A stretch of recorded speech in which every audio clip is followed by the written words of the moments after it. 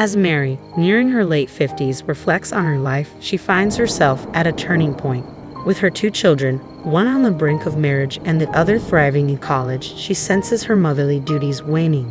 As a former nurse, she contemplates a return to caregiving, feeling the pull of her profession once more. However, life throws her a curveball when she receives distressing news. Her father-in-law, Bob, has suffered a stroke. Rushing to the hospital at her husband John's urgent call, Mary's thoughts swirl with concern. Bob, always a pillar of kindness and warmth, has been grappling with the loss of his wife, Alice, for the past 3 years. Despite Mary's efforts to uplift his spirits through family gatherings and outings, she's noticed a gradual decline in Bob's energy. Just as she begins to see glimmers of his old vitality returning, the news of his stroke hits her like a thunderbolt. Arriving at the hospital, she finds Bob's daughter and son-in-law engaged in conversation, a mix of emotions swirling within her.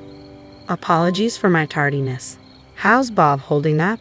I gasped out, hurting to catch up with John's sister, Isabella. Her response was a sigh of irritation as she glanced my way. Clearly annoyed. "You're late. We're in a hurry. Can you handle this?" With that brisk dismissal, she hurried off, leaving me behind.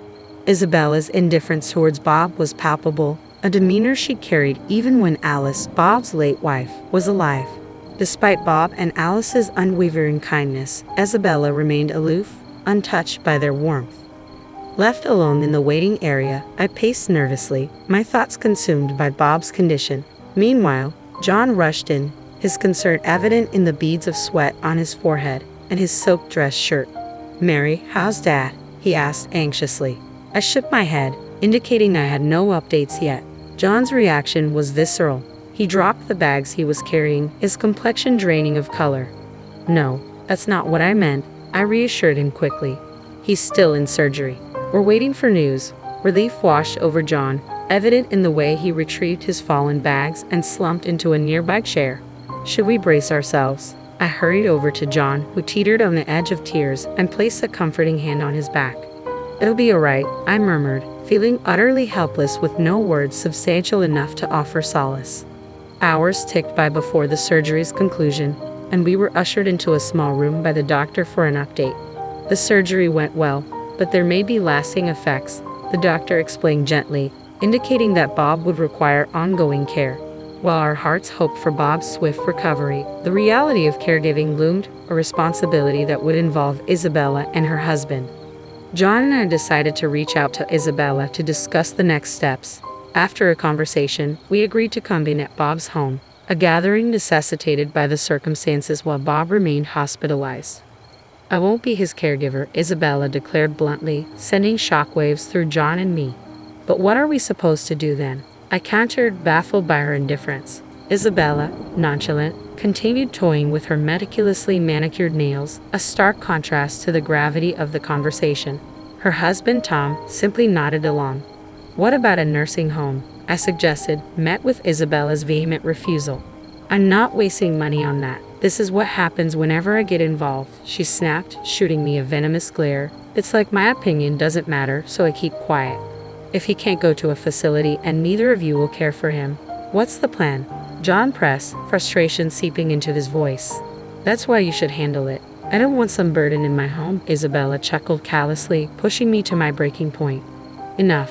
He's your father, for heaven's sake," I snapped, my patience wearing thin. "I don't care. Why am I expected to bear the responsibility just because he's my father? He's John's father too. I've been saying you two should handle it." "I don't have a response to that. We'd love to care for him at home, but our house isn't equipped for it," I explained, feeling the weight of reality pressing down. "There are too many obstacles, stairs, uneven floors, to bring my father-in-law here. We need significant renovations and we simply can't afford it." "Mary, you're trained in caregiving, aren't you? It shouldn't be a big deal," Isabella remarked smugly, her tone grating on my nerves.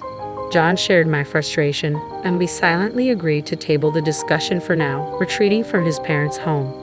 "What's our next move, Mary? You mentioned considering a return to caregiving," John inquired, his concern evident. "It's not just about the job. We have to make this place safe for Dad, and that's a financial challenge," I replied, trying to reassure him. "You're right," John conceded, acknowledging the daunting road ahead. I estimate it could cost around $100,000. That's just a ballpark figure, but considering the modifications needed for the entire first floor to accommodate him, that's roughly what we're looking at. I mused aloud, grappling with the daunting financial reality. With our eldest still in college, we simply don't have that kind of money. We're still paying off the mortgage, and the thought of taking on another loan for renovations is overwhelming. It's a difficult decision, but should we consider a facility for him? The question is, would he even be able to get in? The waitlists are long, and the expense is significant, and I doubt Isabella and her family would offer any assistance. It feels like we're stuck with no viable solution. Deciding to at least listen to my father-in-law's perspective, I made my way alone to the hospital where he was admitted. Stepping into his room, I was greeted by a sight that lifted my spirits. My father-in-law, visibly improved, greeted me with a warm smile. "Please don't apologize," my father-in-law would often murmur upon my visits. "There's no trouble at all. And look, I've brought you one of your favorite books today."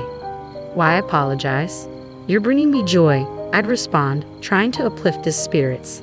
The doctor had informed us of his stroke, leaving him unable to move the right half of his body independently. To read, he'd prop the book on the table, using a weight to keep the pages steady. "Ah, thank you," my father-in-law replied gratefully, accepting the book I'd brought. I gently placed the book by his pillow. "Dad, I came today because I wanted to talk about what lies ahead," I began, meeting his warm smile with a heavy heart. "Oh, I understand. I'll be fine, even in a nursing home. I've prepared for it, so please don't worry," he reassured me, though I sensed a flicker of loneliness in his eyes. "Well, Dad, if you're open to it, why not come stay with us? I have experience in elderly care, and as a stay-at-home mom, I have the time. John will be there too. Let's live together," I blurted out, sensing his solitude. His surprise was evident, perhaps realizing deep down that returning to his own home, where Isabella and her husband resided, might not be feasible. I couldn't shake the feeling that they'd view him as a burden, ultimately leading to a nursing home. The thought weighed heavily on me, overshadowing my initial intention to listen to my father-in-law's wishes. There was a twinge of guilt toward my husband John, but I knew he'd understand. Now, we needed to arrange for his care upon discharge. Money was a concern, so I decided to seek Isabella's input. With these thoughts swirling in my mind, I made my way home. When John returned from work, I recounted the events at the hospital. He appeared troubled but nodded, almost as if he had anticipated this turn of events. Without delay, John dialed Isabella's number. "We're reaching out for assistance because we'll be the ones caring for Dad," John explained, his voice tinged with frustration as their conversation escalated. With a resigned sigh, he ended the call and briefed me on their exchange. Isabella refused to contribute any funds. "It seems there's little we can do about it," he disclosed, his concern evident as he contemplated the financial implications for his father-in-law. From then on, our home buzzed with activity. We deliberated over renovations, essential care supplies, and received guidance on home care options. When I informed my father-in-law that he'd be moving in with us upon discharge, his expression was a mix of gratitude and regret. "Mary, could you fetch the checkbook from over there?" he requested, gesturing toward a cloth bag on the shelf. Curious as to why he'd need it, I obliged, retrieving the checkbook during one of our visits. Observing my father-in-law, I watched as he opened the bank book and presented it to me. "I have some savings here. Could you and John make use of it?"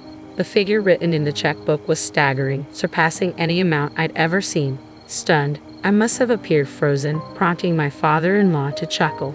"You and John will be looking after me now, won't you? I heard about the new car and the renovations to make the house accessible.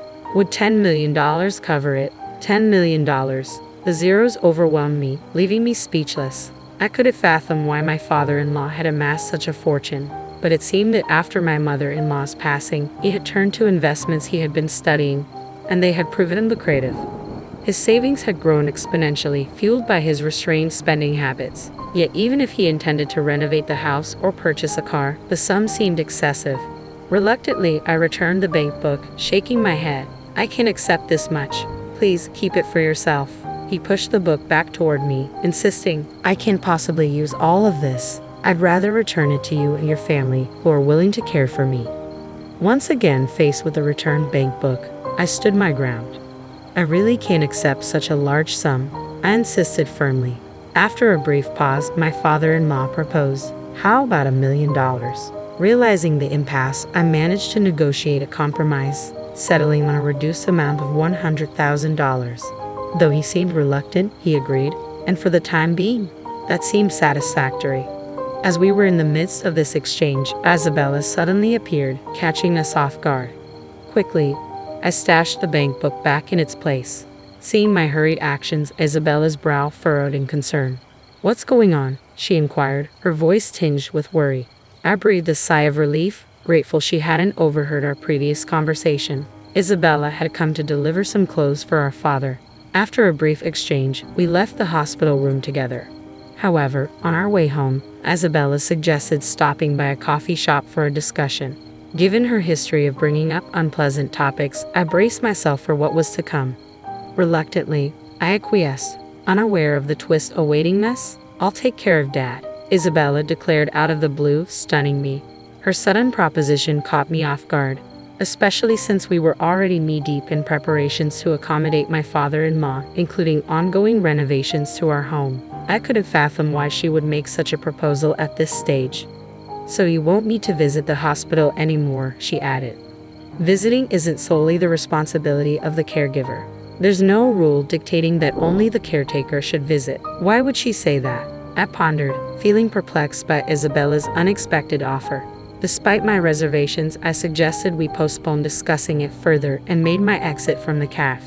Back at home, I shared the encounter with John, who mulled over it before a realization dawned on him. She must have caught wind of the savings, he concluded. "It seems that's the case," he added.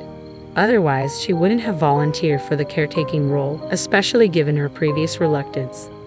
I harbored a vague suspicion that Isabella had somehow discovered the extent of my father-in-law's savings and was angling to secure a share of it for herself. Perhaps she would concoct a reason to start dipping into the funds. "But what do we do about it?" I queried, feeling a sense of unease. "I've got an idea. Let's give her a chance," John suggested with a mischievous grin, hinting at a plan brewing in his mind. Uneasy about his scheme, I opted to stay silent and play along with Isabella's request for the time being. I assured my father-in-law that financial concerns were no longer an issue, that Isabella would be providing care. His response was vague, his expression neither confirming nor denying his comprehension. With that, the conversation concluded.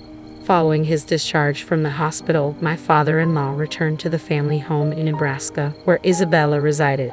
During a visit to the house, I couldn't discern any signs of renovation or adequate caregiving supplies. I questioned whether genuine caregiving could take place under such circumstances. However, it was Isabella's decision, and I felt it wasn't my place to intervene, so I remained silent. 2 months later, I received a frantic call from Isabella. "Mary, I can't do this anymore. Please come over right now," she pleaded urgently. Concerned, I wasted no time and rushed to the house in Nebraska. Upon my arrival, I was greeted by a disarrayed house and a foul odor lingering in the air. Puzzled by the scene before me, Isabella emerged, looking more worn out than ever. Dark circles shadowed her eyes, and her movements were unsteady. "Are you all right?" I asked, rushing to her side, alarmed by her condition. Isabella grasped my hand tightly and muttered, "Get rid of that." Confused at first, I managed to calm her down and coax an explanation out of her. It appeared that she had underestimated the demands of caregiving. From assisting with mobility and meals to managing incontinence, including dealing with diapers, the responsibilities had overwhelmed her. She felt incapable of managing anything, not even attending to her own needs. I reassured her that I couldn't make any immediate decisions but promised to reach out as soon as possible. With a heavy heart, I carried this burden home with me. "It's been 2 months already." "Impressive," John remarked, glancing at the calendar. It seemed he had anticipated this turn of events. He suggested we pick up my father-in-law on his next day off, and I readily agreed. A few days later, as we arrived at the family home in Nebraska, my father-in-law was already packed and prepared to depart. Relief washed over me knowing we could finally bring him home. Just because I endured for 2 months and used to live here doesn't mean I don't deserve compensation. "I think $5 million sounds fair," Isabella declared suddenly as we were assisting my father-in-law into the car. I froze in disbelief. John, too, was taken aback, turning to face Isabella with a mixture of surprise and dismay. But she remained unfazed, sporting a smug expression. Isabella, what on earth are you talking about? This isn't the time or place to discuss money, especially not in front of Dad. Remember, he raised us, John reasoned, attempting to appeal to her sense of decency, but his words seemed to fall on deaf ears. I'm his daughter. It's only fair that I get compensated, Isabella retorted defiantly, her audacity catching me off guard. How could she be so brazen? Appalled by Isabella's attitude, I couldn't hold back. Isabella, discussing money in this manner is completely inappropriate. Besides, you've already received funds, I interjected, my father-in-law echoing my sentiment with a disbelieving expression. That's all gone now. Just $5 million. What's the harm in that? If you're just going to squander it away, you might as well put it to good use, sis. Isabella's callous words towards her own father left me speechless. Even my typically composed husband John was visibly enraged, his face flushing red with anger as he glared at his sister. John, it's all right, she's stating the truth. Bob, my father-in-law, attempted to calm his incensed son. Then, turning to Isabella with a stern demeanor, he delivered his verdict. Isabella, you are no longer welcome in this house. Leave immediately. His tone was cold and final. Stunned by his words, Isabella stood frozen in shock. What? What are you saying? I'm your daughter, Dad, Isabella exclaimed in disbelief. I have only one child, my son, and this woman beside me, Mary, is my daughter-in-law. I no longer recognize you. Leave with your foolish husband. Bob, my father-in-law, responded with a sternness that startled me. I had only known him to be gentle and soft-spoken, but now his eyes were steely, commanding no opposition. Even Isabella seemed subdued by his authority. Shall we depart then?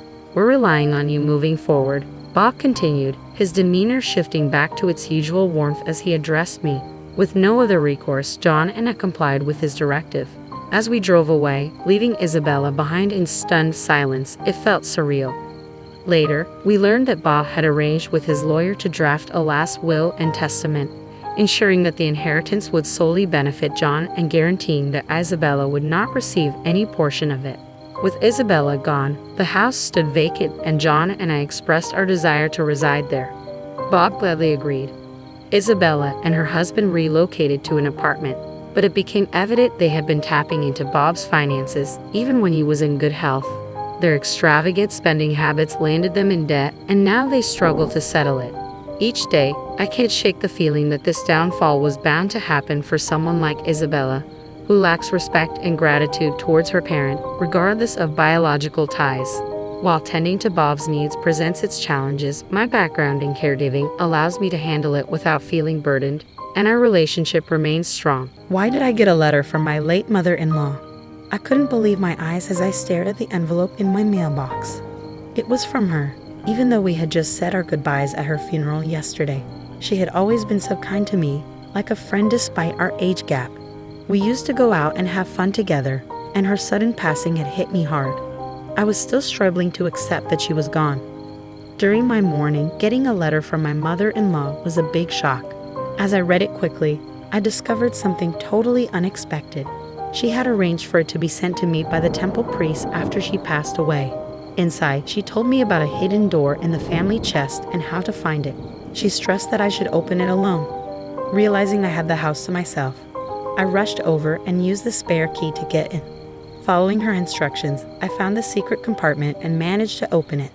Inside, I found something incredible.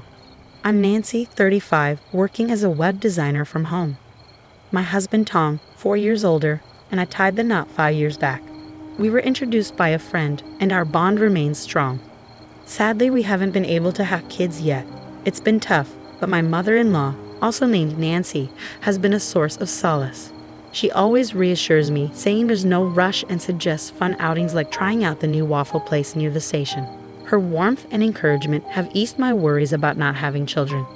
Though I still long for them, I've decided against aggressive fertility treatments and am letting things happen naturally. My husband Tom travels a lot for work, so my mother-in-law and I often hang out when he's away. Despite our age gap, we've become really close, almost like friends. She lives nearby with my brother-in-law's family, who have 3 kids. But while my mother-in-law gets along with them, my brother-in-law and his wife aren't so friendly towards us because we don't have kids. Nancy, still no kids. We've got 3 wonderful ones here. Not having kids is disrespectful. You should distance yourself from your mother-in-law. Amy, my brother-in-law's wife, often taunts, with Jason, my brother-in-law, joining in with mocking remarks about Tom and me. At first, my husband and I would argue back when my brother-in-law's family made those hurtful comments. But they never listened, so we started avoiding them instead. It's frustrating how they're so rude to us, but pretend to be nice around my mother-in-law. She has no idea what they're really like. We haven't told her because we don't want her to worry unnecessarily. Feeling worried, we rang the doorbell at my in-laws' house, but no one answered. So we used the spare key to get in. "Mom," my husband called out, but there was no reply. With a sinking feeling, we searched the house and found my mother-in-law collapsed in her bedroom. "Oh no," I gasped, rushing to her side while my husband called for an ambulance. My brother-in-law's family must have been out because no one else was home. The ambulance arrived quickly, but despite their efforts, my mother-in-law passed away at the hospital. It was a stroke. My husband and I were devastated by my mother-in-law's sudden passing. We cried endlessly, but there were practical matters to attend to, like arranging the funeral. We knew we couldn't dwell in sadness forever. The funeral was meant to be a family affair, with my brother-in-law taking the lead. Despite some reluctance from him, we all worked together to honor my mother-in-law's wishes. But throughout the preparations, there was a sense of unease with my brother-in-law. While he carried out his duties as the chief mourner, he seemed detached. After brief conversations with relatives, he would abruptly leave, leaving them offended. They would then glare at him as he departed. During the gathering after the funeral, my brother-in-law took the first seat and stayed put, ignoring my husband's attempts to engage him with the guests. He just sat there with his beer, and his wife did the same beside him. Meanwhile, my husband and I moved around, thanking everyone for coming and sharing memories of my mother-in-law. Seeing their parents lounging and drinking seemed to influence my brother-in-law's kids, who busied themselves with games, laughing and nudging each other. It felt more like a casual get-together than a mourning gathering. None of them seemed affected by my mother-in-law's passing, and the relatives noticed. They didn't bother talking to my brother-in-law's family and instead shared memories with my husband and me before saying goodbye. Despite the relatives' noticeable change in behavior, they carried on, ordering more beer, discussing inheritances, and even planning vacations during this solemn time.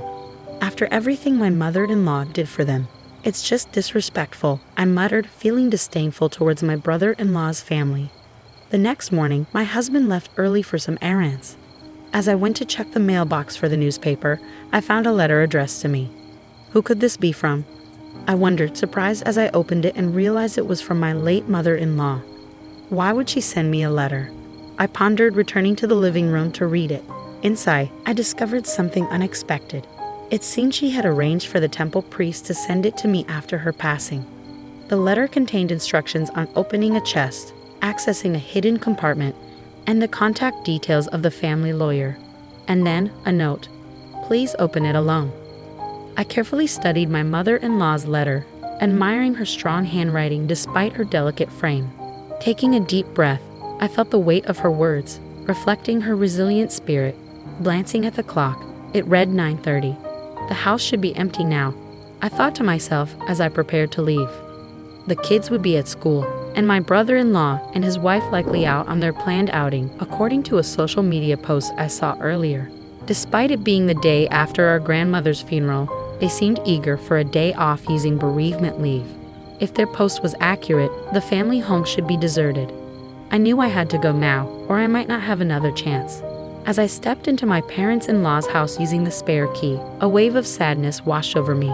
The absence of my mother-in-law, always so warm and welcoming, felt heavy on my heart. Slowly, I made my way to her room.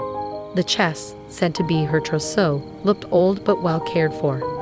Following the letter's instructions, I opened it smoothly and found the hidden door at the back, just as described. Relief flooded me as I managed to open it safely. Inside, along with what the letter mentioned, I found another document. What could this be? I wondered, feeling my mother-in-law's love emanating from the papers. Tears threatened to spill, but I knew I had to leave quickly. I couldn't risk being caught there by someone returning home. After all, the letter had emphasized the importance of doing it alone. When I returned home with the documents, I reached out to the family lawyer mentioned in a letter to inform them of my mother-in-law's passing. Just as I was about to contact my husband and my brother-in-law's family to discuss gathering this weekend, an email from my sister-in-law arrived. It urged us to convene at my parents-in-law's house urgently for important news. What could she want to discuss? Despite feeling uneasy, declining seemed strange, so I accepted. That weekend, we nervously gathered at my parents-in-law's house. My brother-in-law and his wife wore smug smiles, and their children were conspicuously absent. As soon as we sat down, they presented a document, my mother-in-law's will. It bore her signature, leaving all assets to my brother-in-law and his wife. "You see, we inherit everything," my brother-in-law gloated, his laughter harsh. While my husband looked stunned, I quietly excused myself and discreetly brought in the lawyer waiting outside. "Who's this?" My brother-in-law and his wife sounded puzzled as the lawyer entered. Even my husband, unaware of the lawyer's presence, looked surprised. "This is the lawyer my mother-in-law trusted," I explained briefly. Gradually, confusion turned to anger on my brother-in-law and his wife's faces. "A lawyer? Why bring them here?" they demanded. "It's part of my mother-in-law's instructions. She wanted the lawyer to help draft the estate division agreement smoothly," I replied. They protested loudly, insisting they didn't need legal assistance. My brother-in-law slammed the desk, gesturing to my mother-in-law's will. "See, we have her will. We don't need a lawyer," he declared. The lawyer intervened calmly. "Are you sure your mother wrote this entire document herself?" My brother-in-law affirmed angrily, but the lawyer shook his head. "This can't be recognized as a will. A holographic will must be entirely handwritten by the testator," he explained, pointing out inconsistencies in the document. The handwriting looked familiar, but the rest appeared to be printed, likely from a computer. The room fell silent as my brother-in-law reached for the will in front of him. But no matter what he did, the content remained unchanged, neatly printed in Gothic font. "Huh?" Suddenly, my husband pointed out something strange. "Why is the back of the paper so clean?" I examined it closely and noticed a discrepancy. The handwriting in the signature section was different from the rest. Could this be a forged will? My brother-in-law and his wife trembled at the lawyer's observation. "We wouldn't do such a thing," they protested, but their tension was palpable. The lawyer warned, forgery of a will is a serious crime. Their faces drained of color as they stuttered through excuses. The lawyer delivered the final blow. "Nancy has a notarized will, making yours invalid." My brother-in-law and his wife were shocked. "What?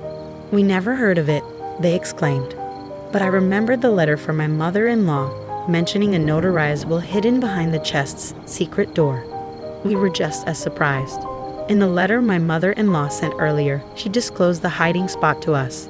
Along with practical details, she explained her reasons for making the notarized will and why she shared it with me. She had sensed her health declining and prepared the will, suspecting that my brother-in-law and his wife might try to interfere with it. While I had thought my mother-in-law was oblivious to my brother-in-law and his wife's true nature, it seemed she had a faint inkling of their greed. The notarized will stipulated that the assets would be split equally between my brother-in-law and my husband. What? She did this? My brother-in-law and his wife were stunned, their eyes wide. Then my brother-in-law's demeanor shifted abruptly, and he exclaimed, "Ah, right. As the eldest son, I'm supposed to be the beneficiary of Mom's life insurance, aren't I?" His eyes gleamed with intensity as he spoke. I replied in a chilly tone, "In addition to the notarized will, your mother also left me the life insurance certificate, with myself as the beneficiary." Inside the hidden compartment of the chest, alongside the notarized will, was the life insurance certificate. My brother-in-law and his wife balked at the documents in disbelief, their eyes fixed on them. "I never heard about this. I had no idea," the lawyer interjected. "Changing a life insurance beneficiary doesn't always require notifying the previous one." Despite my brother-in-law's protests and table slamming, the lawyer intervened.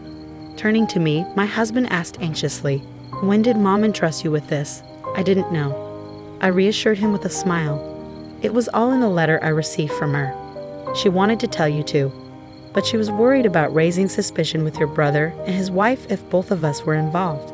So she entrusted it to me alone." "I understand. It makes sense, considering how close Mom and you were," my husband remarked. As we spoke, my sister-in-law burst in, hysterical.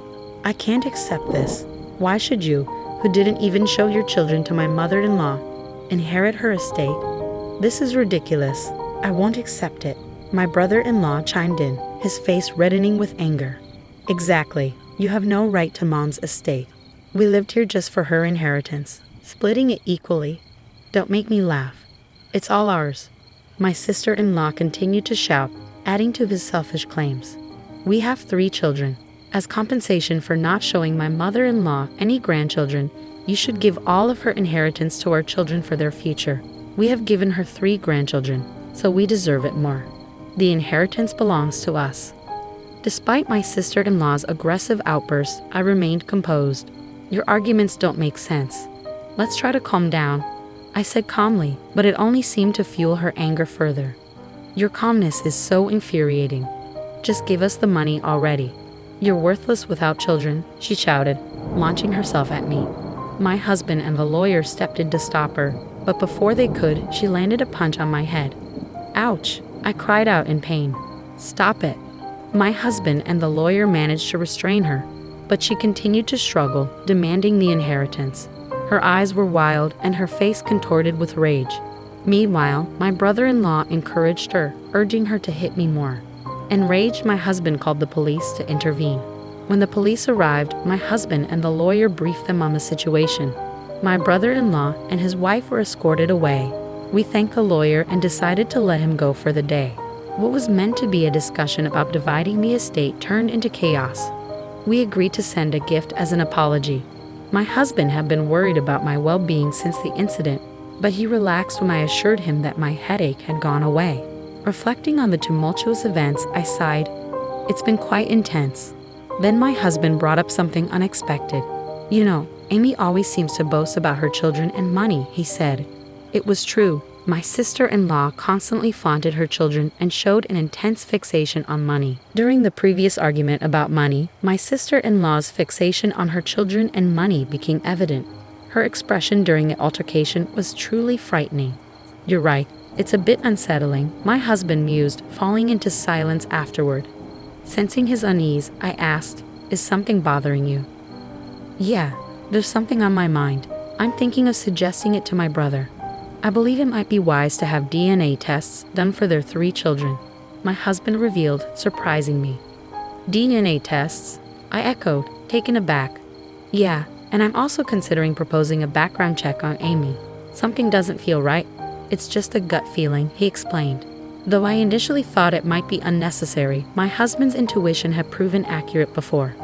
All right, if that's what you think, let's discuss it with your brother later.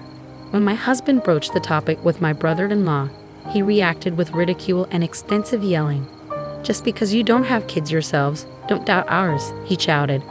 However, before leaving, he demanded materials about DNA testing from my husband. It seemed my brother-in-law had his own thoughts on the matter.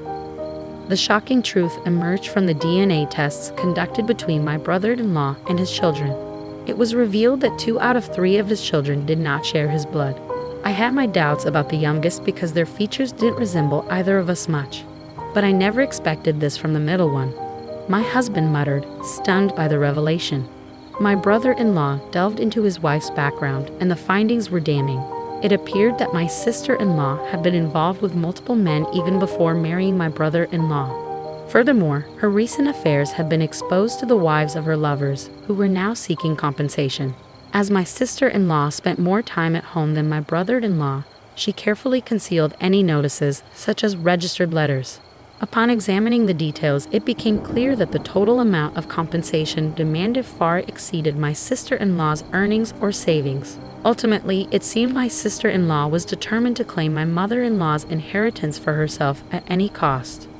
As events unfolded, my brother-in-law and sister-in-law escalated into a violent altercation, hurling objects and exchanging blows until blood was drawn. Disturbed by the commotion, neighbors alerted the police, leading to their arrest on charges of assault, in addition to the ongoing investigation into the forged will. Further inquiry revealed a history of theft and harassment against wealthy individuals, compounding their legal troubles. Ultimately, both ended up incarcerated. Concerns arose about the future of their 3 children, for whom we were now the closest relatives since our mother-in-law's passing. Despite considering taking them in, we hesitated. The children had been deeply influenced by their parents' toxic behavior, referring to us disdainfully as childless incompetence. Even the eldest at 14 and the youngest at 7 demonstrated a shocking lack of respect or understanding of proper conduct. Despite their parents' predicament, their attitudes remained unchanged. Hearing our 14-year-old nephew dismiss us as childless idiots was disheartening beyond words. Exposed to such hostility, we found it impossible to nurture affection or optimism about their upbringing. In the end, we decided to reach out to my sister-in-law's parents and formally cut ties with the children. It seemed they understood our decision, as our nephew bitterly remarked, "I'd rather live in Grandma's old shack with a clueless, childless couple." It was clear this was the best course for everyone involved. We chose not to disclose the fact that the younger two children were not biologically related to my brother-in-law. Whether to reveal the truth or not, we left in the hands of my brother-in-law and his wife's relatives. My husband and I made the decision to relocate to a distant place, using the inheritance from my mother-in-law to start anew. Our new home was surrounded by lush greenery and nature, instantly making us feel at peace. There was a quaint waffle shop nearby, where we often reminisced about my mother-in-law, wishing she could have joined us. Shortly after the move, I discovered I was pregnant, a long-awaited blessing that filled us both with overwhelming joy. The positive pregnancy test brought tears to our eyes, and later, the doctor confirmed the news, leaving us elated. We couldn't help but imagine how thrilled my mother-in-law would have been if she were still with us. In addition to the pregnancy, the entrepreneurial venture I had been quietly planning was also progressing smoothly. My husband and I worked diligently, anticipating the arrival of our child and cherishing each day filled with happiness. "I've longed for children, but you're the reason we couldn't have them," my husband spat out, hurling those hurtful words at me after 20 years of marriage. In that moment, I realized I couldn't continue with him. His callousness cut deep and his mind was elsewhere, dreaming of a new life without me. It felt as if some divine eye had witnessed his cruelty. My name is Lisa, 45 years old, a secretary at a law firm. Our marriage, nearing 2 decades, had been modest and childless. Despite our shared desire for children, infertility plagued us, primarily my own struggles. I underwent treatments, exhausting myself physically, emotionally, and financially, only to face disappointment. When I turned 40, we conceded defeat. My husband's desire for children persisted, but I couldn't endure the pain and financial strain any longer. We decided to halt treatments and embrace a childless life, opting for luxury trips instead. Yet the pang of regret lingered, especially when confronted with images of children on TV or greeting cards. Even 5 years post-treatments, guilt and remorse gnawed at me. Then, a school reunion beckoned after a decade. My husband encouraged me to take a break, sensing it as a mini vacation. It felt like a temporary escape from the weight of our childless existence. I realized I had scarcely been out alone since our wedding day, my life consumed by infertility treatments. But a little indulgence now and then couldn't hurt, right? At the venue, catching up with old friends felt refreshing. "Lisa, long time no see. You look great, slimmer than before," one friend remarked. Indeed, I had shed about 22 pounds over the past decade. "Thanks," I replied with a smile. "I envy you. Since marriage and kids, I've gained almost 33 pounds, she lamented. Her words, though innocent, stung a bit. "Any kids for you?" another friend asked. "No, we couldn't," I replied, feeling the weight of the question. "Just the two of us." "Oh, sorry for asking such an awkward question," she apologized. "No worries. Let's just enjoy ourselves," I reassured, trying to maintain a lively atmosphere. As conversation flowed, a startling revelation emerged. My son was nearly caught in a marriage scam recently, one classmate shared. I was taken aback. A scam? Yes, they asked him for $20,000 for their wedding, but it fell through, she explained. "What happened next?" I inquired, intrigued. "He couldn't afford it, so he came to us for advice. That's when we uncovered the scam. The woman vanished," she recounted. "It's terrifying," I murmured, shaken by the story. "There are some awful people out there," another friend chimed in. "Really scary." "A marriage scam," I mused, shocked that such deceit could occur so close to home. Thankfully, her son had moved on with a new girlfriend, and the parents seemed relieved. The reunion continued smoothly, eventually winding down. Instead of heading to the after party, I decided to head home, reflecting on the evening's unexpected revelations. I returned to my hotel, savoring a nightcap alone. It struck me, I hadn't checked in with my husband. It was only 10 p.m. He should still be awake. Despite repeated calls, he didn't answer. Perhaps he already turned in. Well, I'd be back tomorrow, so it wasn't a pressing concern. Yet an uneasy feeling gnawed at me. Was it women's intuition? Something felt off. From then on, my husband started arriving home unusually late on weekdays, often inebriated. "Hey, I'm home," he slurred one night, collapsing onto the living room floor. "Are you okay?" I asked, concern creeping into my voice. "Shut up, I'm home. Show some respect," he retorted, his words clouded by alcohol. As I tidied up his discarded clothes, he muttered something about Alyssa. You know, if you were as young as Alyssa. Confusion gripped me. Who was Alyssa? What did he mean by his words? Before I could inquire further, he was already asleep. Could he be cheating on me? The unease I felt that day morphed into a creeping certainty. But no, my husband was a good man. It must be drunken nonsense. Yet doubts lingered, unsettling my thoughts. I tried to reassure myself, but my husband's erratic behavior gnawed at me. Weekends meant early departures and late returns, often accompanied by the stench of alcohol. It had become a pattern I could no longer ignore. "You're going out drinking almost every day lately. Are we okay?" I ventured one evening. "Mind your own business. It's my money," he snapped back, dismissive of my concern. "But we need to save for our future," I insisted. His response cut deep. "Well, I've spent quite a bit on treatments." "That's because you're defective." Even in his inebriated state, his words stung. I could have fathomed he'd speak to me that way. As time passed, his disparaging remarks grew more frequent. "Since you can't have kids, you should focus on showing affection to me," he'd say. With each selfish act, my love for him waned. Gone was the caring husband who once supported me through treatments. Would he ever return? After 20 years, I began questioning the essence of our marriage. But before I could confront him about it, he dropped a bombshell. "We need to talk," he said, his demeanor serious. I returned from work to find him on the sofa, his expression grave. "What's wrong? Why are you being so formal?" I asked, sensing something was amiss. "I want a divorce," he declared bluntly. The words hit me like a ton of bricks. "You're joking, right? Why would you say that all of a sudden?" I pleaded, hoping for reassurance. But the idea of divorce had never crossed his mind before. "Yes," he confirmed, leaving me stunned and bewildered.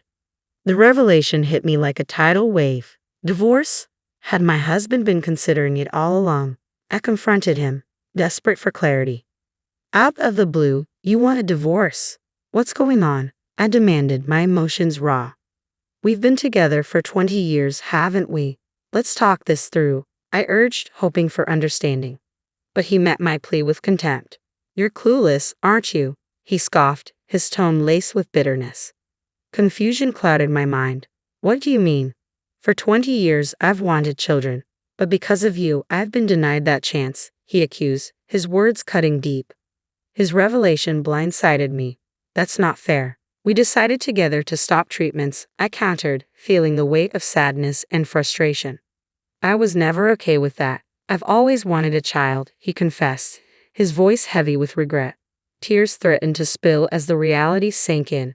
"Well, if you sign the divorce papers, I won't have anything else to say," he declared proudly, pushing the papers toward me. But his next words struck like lightning. "I've already decided to remarry." "Remarry? With a 20-year-old? I gasped, disbelief coursing through me. "That's right. Alyssa," he confirmed, a smug satisfaction in his tone. Alyssa. The name echoed in my mind, the same name he had mentioned before. Woman's intuition, it seemed, was not to be underestimated. I felt a flicker of self-satisfaction, but I knew it wasn't the time for indulgence. Then my husband showed me a picture of his so-called adorable Alyssa. As I examined it closely, I struggled to contain my laughter. Surely, this had to be a joke. How could something like this be real? I prayed he didn't notice my odd reaction and swiftly composed myself. "So, you really want a child that badly?" I questioned, masking my incredulity. "Yes, because you can't give birth. There's nothing we can do about that, right? You'll agree to the divorce, won't you?" he pressed, oblivious to my internal turmoil. I suppose there's no choice, I replied, feigning distress, though secretly his sheer idiocy made the decision easier. With each passing moment, the thought of divorcing him grew more appealing. It felt like divine intervention guiding me toward the right path.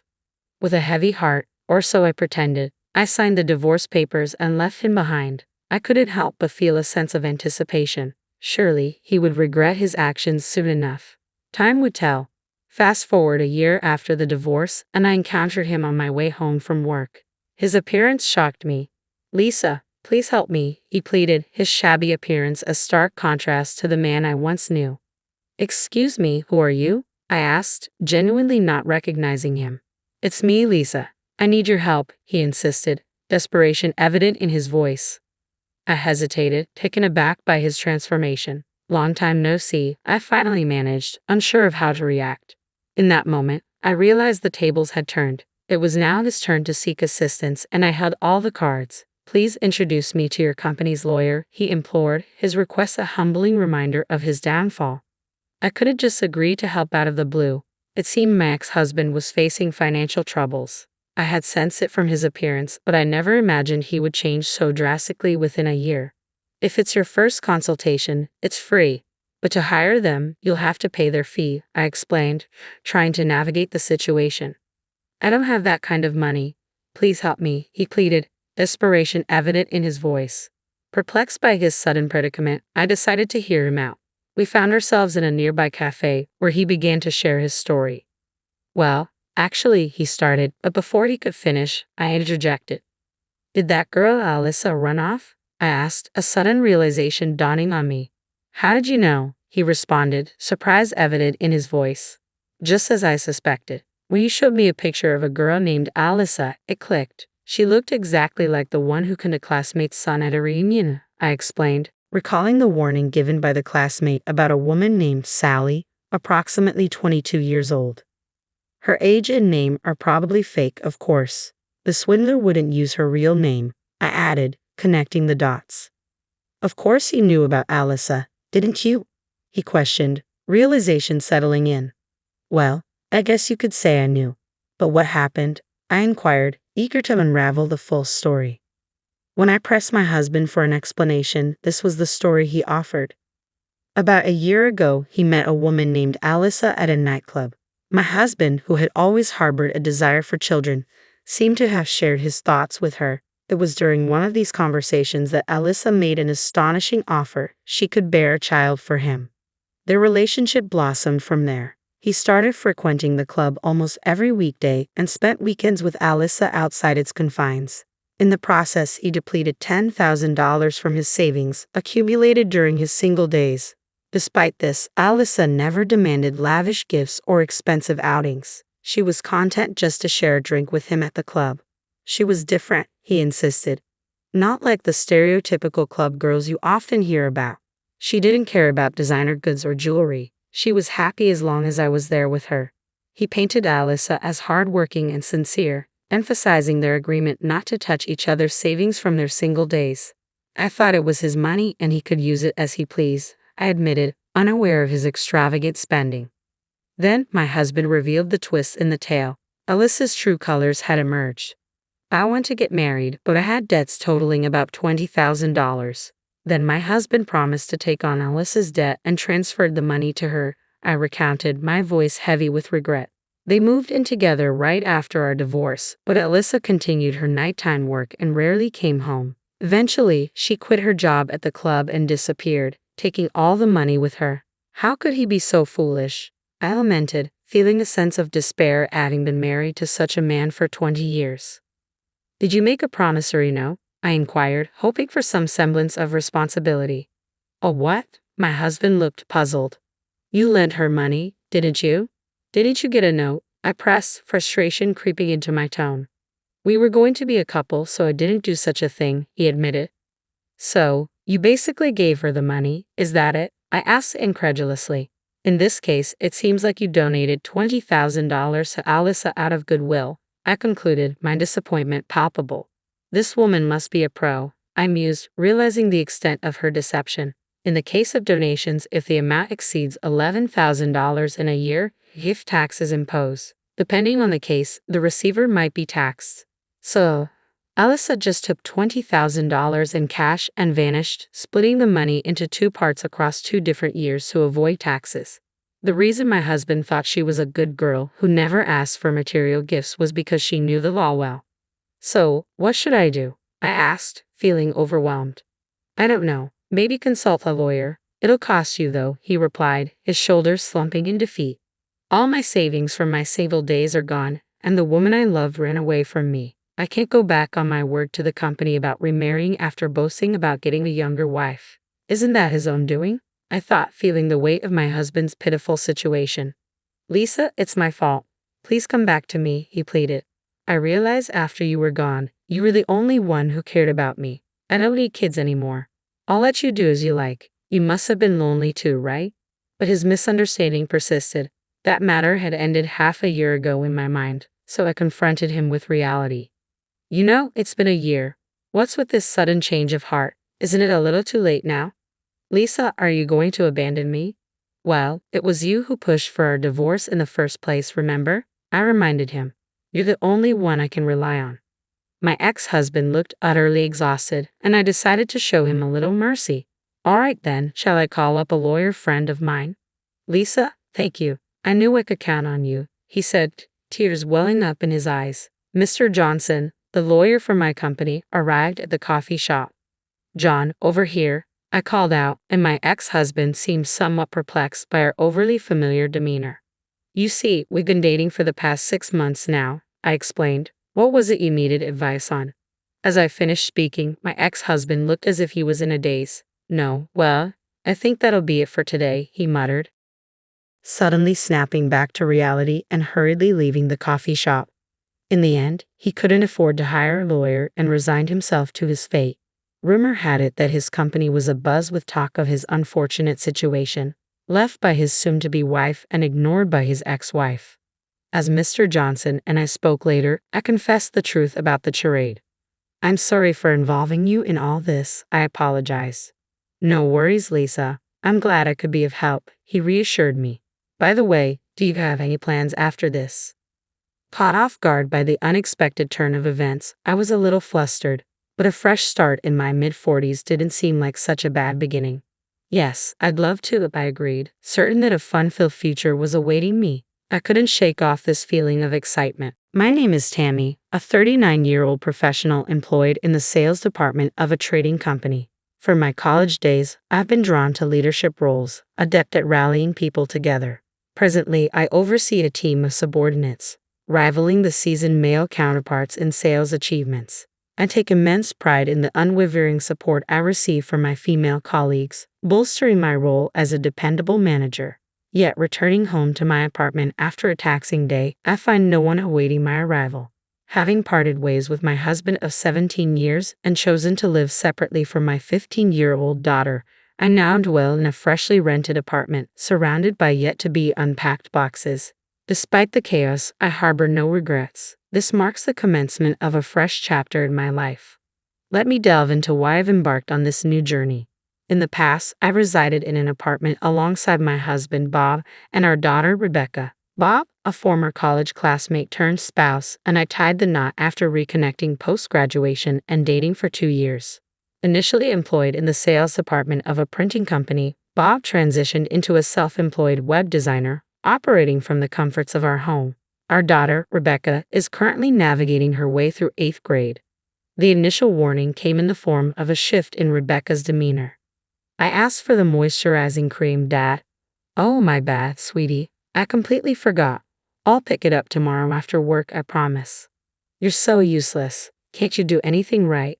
Rebecca began casting colder glances my way, her words growing sharper with each passing day. Initially, I attributed it to her teenage years, dismissing it as a phase. Dad, want to catch a movie with me on your day off? Sure thing, kiddo. What's showing? Previously, Bob would always include me in such plans, but now it seemed he had no reservations about excluding me. Hey, can I have some money? We're going to the movies this weekend, remember? $300 should cover it. $300. Seems a bit steep. Can't you just use your debit card? Just get it done. I'll need cash for shopping and dining out too. Gradually, even Bob's treatment of me soared. Our interactions dwindled, leaving me feeling increasingly isolated. Then came that Sunday, a day etched in memory, when both Bob and Rebecca voiced their dissatisfaction with the breakfast I prepared. "What's this? I've told you I want my eggs over easy. Get it right. And this soup is terrible. I've mentioned my dislike for mushrooms countless times, but you still include them. Can't you say something to her, Bob? Why should I? You can't even follow simple instructions. You're the adult here." The chill in their words left me unsettled. Something wasn't right. I needed answers, but by the time I realized it, it was too late. One week, upon discovering Bob's intention to venture out, I resolved to discreetly trail him. Bob's typical routine revolved around his home-based work. There were no scheduled appointments at the barber or the doctor. So why this sudden outing? Suspicion gnawed at me. Regrettably, my suspicions were confirmed. In the cafe awaited a young woman, a woman in her 20s, possessing a striking physique. As they departed the establishment, arm in arm, my head spun, rendering me unable to pursue them. The dreaded day I had long feared had arrived. My apprehensions stemmed from a lack of confidence in my own appearance. I always harbored the fear that Bob might stray due to my perceived shortcomings in looks. While Bob exuded undeniable handsomeness, I often questioned why he had chosen me. Subsequently, I enlisted the services of a private investigator to delve into Bob's relationship with the woman. Your husband's paramour is a 26-year-old named Sofia Garcia, employed at a cosmetic surgery clinic. Among the photographic evidence presented by the detective, some were too explicit for me to bear directly. They depicted open displays of affection, hotel entrances, and disturbingly, there were images featuring a certain third party. And here's another. This one shows the three of them, including Rebecca. What could this possibly mean? So, it seems your daughter is involved as well. It appears that your husband's relationship with Sofia has the approval of Rebecca. I was speechless. A profound sense of isolation and abandonment washed over me. What had I done to deserve this? Suppressing the urge to cry, I mustered the strength to request the detective to also record conversations between Bob and Rebecca. Several times each month, they would coax money from me for their movie outings and shopping sprees. I was convinced that amidst their casual conversations, there must be indisputable evidence. Days later, as I listened to the audio recording provided by the detective, I was rendered speechless. She's so annoying. Can't even do the simplest things right, then tries to act like she's your mom. Why don't you just leave her? Sophia's been waiting patiently, hasn't she? Speaking of which, Rebecca, I think it's too early to talk about divorce. That's ridiculous. Sophia's been waiting, hasn't she? I discussed it with Sophia. I can't stand being around that ugly woman. Same here, but she's the one bringing in more money. So, you understand, right? Is that a yes? I wasn't sure. Yeah, that's the plan. If I rush into a divorce, I'll lose access to that money. We need to proceed cautiously, withdraw as much as we can, then let Sophia move in. Exactly. I'll need to gauge if Sophia can handle that lifestyle, and if not, I'll have to persuade her.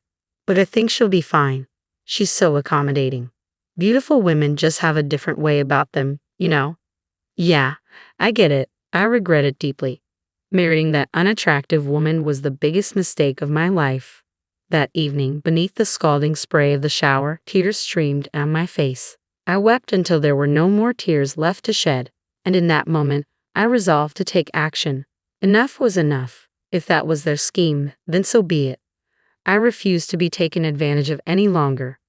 I vividly recall the arduous weeks that followed. Each day, I buried my emotions and forged ahead with the preparations for my liberation.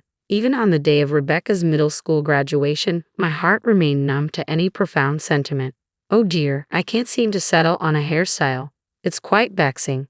Whose genes sculpted this face? Truly, Rebecca bore an uncanny resemblance to me. Gazing into the mirror, I brushed off her usual snide remarks. Hey, I need some cash. Around $400 should cover it. What else would a kid need $400 for? Besides, it's your graduation today, right? Obviously, I'll be hanging out with friends afterwards and grabbing dinner with Dad. Reluctantly, I handed over the $400, silently declaring it the final time. Rebecca accepted the money without a hint of gratitude. Hey, I'm planning to get plastic surgery soon. Plastic surgery? So you're bidding farewell to this face that supposedly resembles mine. I can hardly wait. A complete makeover before high school kicks off. Okay. Ha, I'm surprised. I expected you to be more opposed to it. What a disappointment. Well, I won't interfere. It's your body, Rebecca. You get what I mean, right? It's only natural to consider plastic surgery with a face like this. It's your fault, she asserted. Later, I drove Bob and Rebecca to middle school. Just before reaching the school, Rebecca requested I stop the car. Dad and I will get off here. You can head home, you know. I don't want my friends to see you, right? Of course, I replied, heading back home. I had no inclination to attend the ceremony. Everything proceeded according to plan, a welcome relief. Upon returning to the apartment, I awaited the arrival of a truck and 3 men. We'll pack and move everything out. With the amount of stuff, it should take about 2 hours. Thank you. I appreciate your assistance. That day marked my relocation to a new apartment, leaving the divorce papers on the table of the old one. I had requested time off from work and spent it touring various domestic destinations, relishing the rare freedom. Though perhaps I could have savored it more without the persistent calls from Bob and Rebecca. A few days later, I returned to the new apartment, refreshed from my journey. After finally picking up one of Bob's incessant calls, he exclaimed, "You finally answered. Where are you? What are you up to?" "Just relaxing in my room, watching TV." "Why the urgency? You sound flustered. Is everything all right?" "What do you mean? Is something wrong? What do you mean by your room? Explain yourself properly." "There's nothing." "What do you mean? You saw it, right? The divorce papers." "That's it. No further explanation needed, right?" "So you knew about About what?" "If you mean your affair, I knew. I have no intentions of backing down. I figured, with your income, you can't support Rebecca. Tough luck, I'm filing for divorce and seeking alimony too." "Who says I'm going to pay alimony? We should discuss this matter calmly." "Sure, you can bring Rebecca along or not. It doesn't matter to me." With no desire to continue the conversation, I abruptly ended the call, powered off my phone, and severed all contact. I chose the cafe for our discussion, the very same one where I had first seen Bob meeting with Sophia. But this time, only Bob showed up. There was no sign of Rebecca. She must be recovering from her plastic surgery. Poor girl. "Who's that with you?" I inquired. "This is my attorney, Mr. Johnson," Bob replied. "You brought a lawyer?" "Well, did you bring the filled out divorce papers as I asked?" "As I've said, I won't fill out such a thing. I'll tell you as many times as it takes. I have no intention of breaking up." "Do you just want the money?" "I do." "Do you think we can continue our marriage for that reason?" "What? Who said I'm after your money?" "Who said it? You're making assumptions about people's feelings." I nodded at Mr. Johnson, who then took out his smartphone and calmly pressed play. What ensued was a conversation between Bob and Rebecca from that day. Bob's complexion turned ashen instantly. "It's quite an experience to hear your own derogatory remarks played back to you. I don't want to breathe the same air as that ugly woman. If I carelessly break up with her, I won't be able to use the money." Bob's voice echoed through the cafe. No matter how many times I hear those words, they pierce straight through my heart. Knowing that this is his true sentiment sends shivers down my spine. "A recording? What the hell do you think you're doing?" Bob exclaimed. "What am I doing? I think I should be the one asking that. Did you use the money?" "I want to clarify something before we proceed. You have been seeing Sophia, correct?" I asked, studying Bob's expression. "Yes, that's correct," Bob affirmed, nodding. "In that case," Mr. Johnson interjected, "if you have no intentions of divorcing, we will proceed with filing for divorce in family court. We will also discuss the division of assets. The court will examine the circumstances and ascertain the facts to determine whether the divorce is warranted." Mr. Johnson held up the smartphone. "The conversation you had with your daughter earlier is quite significant in this case. In my professional opinion, divorce seems highly likely." "Oh, I see. I came here today to discuss what happens next," I explained, pulling out various documents meticulously prepared for this occasion. "This chart outlines the money I've given you and when, and this document details the utility bill payments." "What? What's all this for?" Bob demanded, clearly taken aback. "And here's a record of withdrawals from our joint account," I continued, presenting another document. "Rebecca's surgery incurred significant expenses, didn't it? Eyelid surgery, eye shape correction, double eyelid surgery, nostril reduction, filtrum reduction, creating tear bags, cheek and nasal bone shaving. The total costs amounted to $40,000. There's only about $20,000 left in savings. We used to have $70,000. You've spent quite a sum, haven't you? That was for Rebecca. I could replenish the savings. Do you realize I was the one who primarily contributed to that money? I could feel my anger rising. I'm willing to divide what remains in the account for asset distribution. I won't make any claims about the cost of Rebecca's surgery. However, what I do expect you to compensate for is the emotional turmoil I've endured. Keep that in mind. And by the way, have you been in contact with that woman, Safia? No, not really, Bob replied. That's concerning. I had a private investigator look into her background. Turns out she has a criminal record. You need to watch your back. A criminal record? What for? Bob's alarm was palpable. She was charged with fraud and arrested. It seems she was colluding with the director of another cosmetic surgery clinic. What in the? She must have seen you and Rebecca as easy targets. My sympathies, and Rebecca's surgery. I hope it went smoothly. If not, we might have to negotiate with the hospital or even consider legal action. We'll need to assess whether the clinic is willing to settle. In cases like this, many clinics refuse to admit fault and become obstinate, Mr. Johnson added, causing Bob's complexion to noticeably pale. That's all for today. Send the divorce papers to Mr. Johnson. I will be providing my address.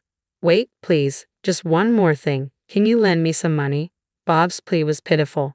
I can't believe I ever fell for a man like him. Absolutely not, I stated firmly, leaving the cafe with Mr. Johnson, leaving Bob behind, visibly devastated. Rumors later circulated about Bob and Rebecca's downward spiral. Bob struggled to afford even a modest apartment on his salary alone. To support Rebecca, she had to take up odd jobs like newspaper delivery, and they downsized to a cheaper apartment, compromising their standard of living. Bob's web design projects weren't sufficient, and he resorted to day labor to make ends meet. It was truly pitiful, but Bob had to persevere. After all, he still owed me alimony. I decided to allow him to pay in installments. Paying the full $30,000 upfront would have been impossible for Bob, given his struggling business that barely covered his supplementary income. Taking out a loan was out of the question. I could have suggested borrowing from a loan shark, but I didn't want to subject him to that kind of pressure. A few days later, Rebecca called me. As expected, the surgery was a failure. It was far from what she had hoped for. Rebecca and I met at the cafe, having not seen each other in a long time. She still had bandages on part of her face. The surgery had left noticeable marks, and she would require further procedures to correct them. It was a dire situation. So still no luck reaching that Sophia girl, huh? Yeah, you were spot on, Mom. She saw us as easy targets, Rebecca remarked, gazing out the window with a thoughtful expression. She appeared more mature to me than ever before. Well, I should get going now. Part-time job first and high school homework. My schedule's pretty packed, she explained. Good luck, I wished her. Thanks, Mom, and I'm really sorry for all the trouble I've caused, Rebecca apologized sincerely. No need to suddenly be so polite. I won't be giving you any more money, okay? I won't bring it up again. With a nod, Rebecca left the cafe, marking the beginning of where I am today. I have few regrets. I'm content with my current life. Rebecca is practically independent now, and I hold no lingering feelings for my ex-husband, who had little to offer besides his appearance. I saw him recently in town, covered in dirt, working in construction gear and a helmet. Did he always have such sorrowful eyes? He looked entirely different. I hardly recognized him. Making a living is challenging, and he deserved to face difficulties after squandering so much money. It's not all about looks. I truly believe that now. I'll continue to do my best just as I am. With the reset button pressed on my life, the future appears brighter than ever before. My name is Luda Okojima. I'm 29 and work for a big international company. I grew up in the United States until I was 18. My dad is Japanese and my mom is white. He's the boss at the company where I work. I learned 5 languages when I was very young, thanks to tutoring. Now I'm in charge of the company's operations in Japan, all thanks to my dad's support and the education he gave me. I followed my mom's beliefs and agreed to an arranged marriage. My husband, Akinari, is 6 years older than me. Love wasn't what brought us together. As we started living together, I noticed things that bothered him. The laundry needs washing. We only talk about basic stuff because of our situation. I've been swamped with work emails this week, sorry. That's not an excuse, Han. Lots of wives work and still manage their homes. He was firm about our roles. I work hard, but living together is new to me. I was doing my best to adapt. You're just standing there drinking coffee. How does that help? Drinking coffee helps me wake up and get ready for the day. It's my routine. Mind your own business. Akinari has always been like this since we got married. Maybe he doesn't really love me. He often reminds me that I was homeschooled, so I should be good at housework. Okay, yes, I can handle the housework. You knew that from the beginning. You're so focused on yourself, even though you didn't have a proper education. This household functions because of me. Remember that. We lived in a 4-bedroom house. It was Ekinari's dream to own a home, so we took out a loan and got approved. It wasn't something I cared much about, but he made it seem like a manly achievement I wouldn't understand. We never really talked much about our jobs. Education isn't everything, I said simply. Are you testing me? You're belittling my education. According to you, the husband should be the main provider, and the wife should silently follow. Plus, you have a strong accent. People can barely understand you here. We're in Japan. He criticized me for everything. I grew up in the US, so my Japanese won't sound perfect. My mom helped me with pronunciation, but I speak 5 languages. I won't sound like a native Japanese because I'm not. He didn't know this, so he assumed I was unintelligent. I'm going to do the laundry. I'm off today, and Akinari will be leaving for work soon. He's a big germaphobe and always tells me you must bleach the toilet seat after every use. He washed me closely to ensure I cleaned everything after each use. When we moved in together, I used to wear shoes indoors, which is normal in America. Are you white or Japanese? Stop being gross like everyone in America. Take off your shoes, he snapped. In my mind, I thought, I am white. Half white. He was obsessed with cleanliness, always armed with hand sanitizer wipes and disinfectant. At home, he made me feel like I was the messiest person alive. Sorry for the germs, I'd say, wiping things down daily. Honestly, it got annoying. As I loaded the washer, I thought I heard him call, so I went to see what he needed. Did you call me? He snapped back. I did, but you took forever to come. You're just testing my patience. I couldn't hear you. I was doing laundry, and the machine is loud. I explained honestly. You couldn't hear over the washer? Are you deaf? You're pathetic. That's why people without degrees never achieve anything. My husband loved reminding me of my background. I couldn't finish my degree in the US because my father changed jobs. When we moved to Japan, I had to get a degree to work. I passed the entrance exam at a community college known for failures and dropouts. My husband graduated from the University of Tokyo. Coming from America, I didn't realize how prestigious that was until after we got married. But to me, a person's value goes beyond their degree. Is it really such a big deal that I graduated from a community college? What about all the other people in Japan who did too? Do you think less of them as well? I started questioning his values. What's the problem with being a community college graduate? There are many talented people in the world, no matter where they studied. In my company, there are even some who only finished high school, and they're doing great. I don't understand why he's so focused on appearances. In Japan, education is important, but doesn't everyone deserve respect regardless of their education level? I'm sorry, I didn't realize. Oh, so you went to the University of Tokyo, right? Isn't that like the top-notch education? The University of Tokyo? Ha, it's impressive. It's almost funny because you don't even grasp how amazing it is. I'm embarrassed I married someone not as smart as me. If it wasn't for our moms knowing each other, I wouldn't have gone through with this marriage. You don't deserve someone like me. He often talks about himself and points out what I lack compared to him. He enjoys making me feel inferior. In my opinion, people like him shouldn't be the most successful at their jobs. But strangely, his education seemed enough for him to succeed, even though I couldn't relate. I said, I get it. Someone like me doesn't deserve someone as smart as you. Whatever. Just listen to me. I went to the University of Tokyo, so I'll guide you. Just don't try to do things on your own. He's got a big ego and always wants to be in charge. I can't even slightly disagree with him because he always has to have the final word. Okay, time to head to work. Akinari grabbed his suitcase, leaving his coffee half finished, and dashed out the door. I glanced at the table and started tidying up. Isn't this table clean enough? I muttered to myself. 3 hours after he left for work, I got a call. Hello? What? With a subcontractor?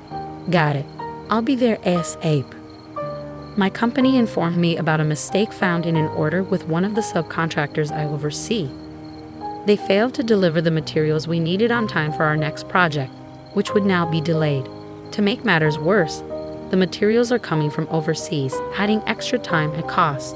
It was supposed to be my day off, but work couldn't wait. When I arrived, everyone was busy, and I immediately met with a team to assess the situation. I reviewed invoices and prioritized materials for the building starting construction soon. I managed a plan for the construction to start next week, but I knew the issue wasn't resolved yet. If the additional materials didn't arrive on time, it would affect future projects too. Normally, the subcontractor would handle such issues, but this time it fell on me. After a tiring day, I finally returned home from work, expecting a relaxing day off. I collapsed into bed and quickly fell asleep. Luda, I heard my name and stirred awake. I'm sorry, I must have dozed off, I said, though I wasn't truly apologetic. Still, Akinari was quick to judge. You're so privileged. You have a day off and can't even cook dinner for your husband. Instead, you sleep. He was already starting with the criticism, even though I had just woken up. I'm sorry, I had to go to work. There was an urgent situation, I explained, but he retorted, what kind of company calls its employees on their day off? I had a tough day too, you know. He always wanted his problems to take precedence. Perhaps he couldn't handle the idea of his wife being a better employee. It might have been his ego stemming from his prestigious alma mater, the University of Tokyo. Knowing his patterns by now, I tuned him out. Wait, it's 8 o'clock. I glanced at the clock and gasped. I've been asleep for 5 hours since I got home from work. The laundry I started this morning is still in the washer, and I haven't even made dinner. Suddenly, all the tasks I needed to do hit me at once. What are you waiting for? Make dinner first, then clean the tub. After that, do the laundry and the rest of the cleaning. There was a piece of your hair on the floor. It's filthy. His anger hadn't subsided, especially since I had fallen asleep. He never lifted a finger to help around the house since we got married, and he wasn't about to start now. He dictated my tasks and strolled into the living room. I hurried out of bed, washed my face, and started cooking dinner. Just as dinner was almost ready, Akinari's phone rang. It's me. It's happening again. Just stay quiet for now. Don't say a word. If they find out, we could be sued, and I'll bear the brunt of it. Be careful, he said, then abruptly ended the call. Who was that? Work? Did you mention something about being sued? Is there something going on? I already had a sense that something was going on after overhearing his conversation, but he refused to acknowledge it. Please just relax. It's not your concern. Besides, even if there was an issue, your small mind wouldn't be able to handle it, he retorted, hitting me with an unexpected insult. I seethed with anger, but focused on getting through dinner without responding. I'm heading to the office, he suddenly declared, swiftly grabbing his phone and wallet. Before I could question him, he was out the door. I noticed he'd left his suitcase behind, and a file protruded from it. What's this? As I examined the file, labeled Okadera Mountain Resort Hotel Construction Plan Details, shock shot through me. I quickly snapped a photo with my phone as evidence before carefully returning everything to its place. By the time Akinari returned just before midnight, I was seething. I heard him announce his arrival and head toward the living room. Welcome back, I greeted him. I need dinner first, he demanded. I simply replied, I didn't make any. What? What did you say? You didn't cook? He raised his voice. Yes, I had something more important to attend to, I retorted. You're making excuses again. How much incompetence can one tolerate? That's why I can't stand you, with your community college background. I don't even care if we get a divorce at this point, he declared, his tone deadly serious. He was a staunch believer in patriarchal control, always insisting on having his way. I finally reached my breaking point and snapped back, fine, let's get a divorce. He was taken aback by my response. Divorce? What? He asked, bewildered. I pressed on. You've been belittling me, making me feel unintelligent, but that's far from the truth. My words struck a nerve, leaving him puzzled. What do you mean? He questioned. I haven't mentioned it because I don't care about school. But I actually attended Harvard University, I revealed. Harvard? Do you even know what Harvard is? His shock was evident. Oh, did your mother tell you? I was born and raised in the US. I lived there until I was 18, I explained. You? What? Are you serious? Akinari looked pained. His ego took a hit. He had been proud of his degree from Japan's top university, but this revelation reminded him of even more prestigious institutions. You're joking. There's no way I believe that, he scoffed, growing disrespectful. Are you feeling offended? You seem to resort to inappropriate remarks when you're caught off guard. I guess the University of Tokyo isn't as prestigious as you thought, I said, surprised by my own assertiveness. My feelings aren't hurt. I just need proof. Show me the evidence, he insisted, needing tangible proof to believe my claim. So I showed him a photo from my freshman year orientation. Can you read English? The sign clearly says Harvard Unit. I pointed out. Don't mock me. I can read that, he retorted, scrutinizing the photo himself. Do you believe me now? Why did you hide this from me? If I had known, I wouldn't have married you, he remarked, his ego clearly wounded. Was it necessary to feel superior to your wife? I challenged. And no, my mom never mentioned it. And what do you mean you didn't care? It's like you weren't interested in me at all, he deflected, playing the victim. Isn't it wrong to judge people based on their education?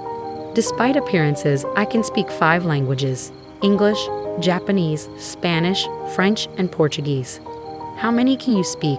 Being a University of Tokyo graduate, what does intelligence mean to you? What's so impressive about your alma mater? I taunted, watching him squirm. 5 languages, really? Then why did you attend that community college? It's like you did it to deceive me, and don't even try. My superiority stems from attending the University of Tokyo, he stubbornly asserted. Clearly, his alma mater held immense significance and prestige in his eyes. I pressed on, sensing his frustration. Judging people solely based on their educational background is narrow-minded. True value lies in someone's ability to excel regardless of where they studied. That's why I hold a high position in my company, I stated, watching him struggle to process my words. Until now, he had always believed himself to be superior to me. It seemed this revelation shifted his perspective.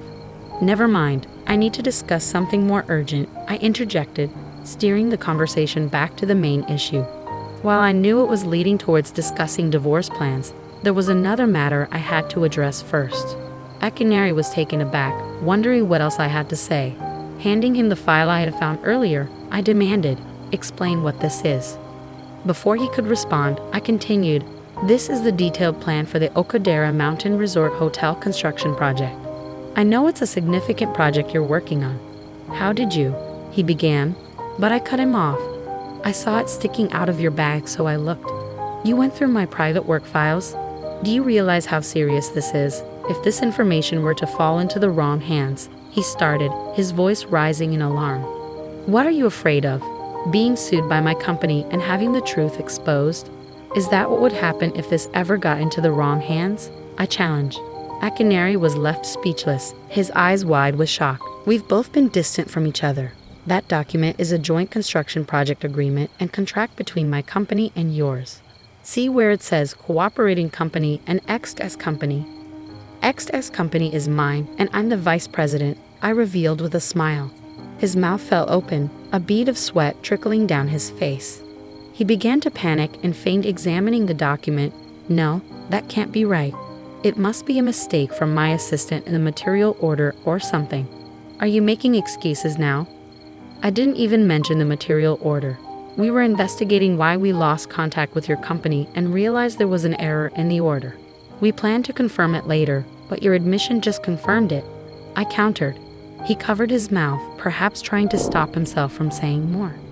"It's too late now," he interjected sharply, "and based on what I heard on the phone, it seems you're the one responsible for this mess. You can't even manage to place orders correctly or handle the construction schedule. It's clear that a University of Tokyo graduate doesn't live up to the hype. Or do you still believe you're so brilliant?" He continued, cutting me off before I could respond. "Why does my wife's company have to outshine mine? How is this even possible? This is absurd. I'm intelligent and capable because of my University of Tokyo degree. You know it," he lamented to himself. In response, I calmly stated, "Well, I've never considered you particularly bright." "Oh, please." The sight of his expression makes me nauseous. As the vice president and head of this project, I'm halting all transactions with your company and seeking damages for this project. Additionally, I'll be filing for divorce. I informed him of the 3 actions I intended to take. Please, anything but that, my usually disrespectful husband begged, his palms pressed together. What do you mean anything but that? You mean all 3 actions. All of them. My entire life will crumble at once, he pleaded. Yes, all of them. It seems it's not just one issue now, is it? I couldn't help but chuckle at his incompetence. This time, as he watched me laugh at him, he felt a deep sense of shame. I no longer wish to be associated with such incompetence, whether as a couple or a company. It's time to let go and preserve what dignity you have left, I advised him. At that moment, he seemed to realize he had run out of options. Desperately, he clung to my leg, perhaps in a last-ditch effort to save himself. Please don't leave me. Don't leave me, the once confident man now sounded desperate, resembling a child being punished by being kicked out of his parents' home. Ignoring his pleas, I made a phone call instead. Hi, President. I'll explain the details later, but I've identified the person responsible for the project mishap. Yes, I'll ensure damages are claimed properly. Okay, bye. After hanging up, he slowly released my leg and stared at the floor. Exhausted, I decided to head to bed without a word, leaving him behind. The next morning, my husband was nowhere to be found. Before heading to work, I stopped by the courthouse to obtain divorce paperwork, which I kept in my purse. I planned to have him sign the papers after work. Upon arriving at the office, I encountered a commotion at the entrance. Akinari was amidst a group of men, engaged in a heated dispute. I'm terribly sorry, the president apologized upon seeing me approach. They've been causing a disturbance for the past 30 minutes, so I decided to call the police. Shortly after, the police arrived and intervened.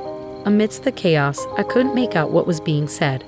After giving them a stern warning, the police dispersed the group and they left. That evening, Akinari returned home with a defeated air about him.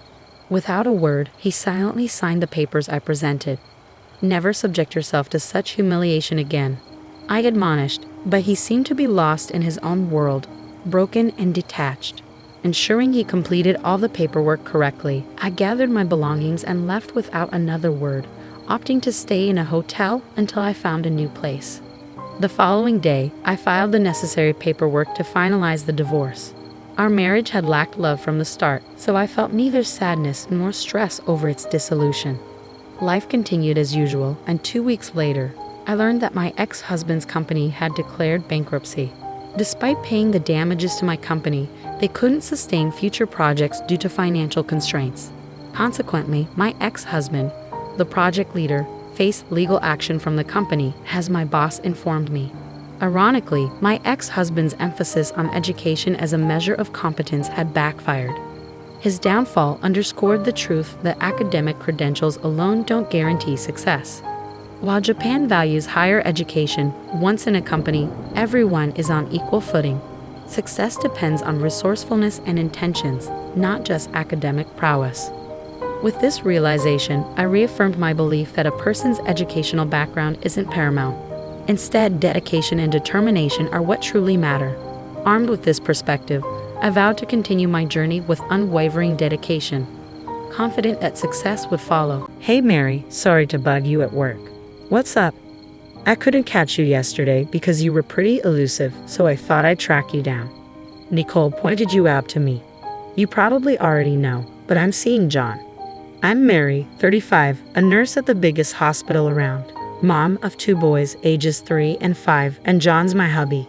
He's 5 years my senior and works as a doc at a nearby clinic. He used to be at the hospital, but with the kids, he switched to a clinic with no night shifts. I could easily lay off work with John's job, but house chores don't quite suit me, so here I am, juggling nursing and parenting. Crazy, right? Up early, sorting lunches, breakfast, laundry, dropping kids off, and then off to work.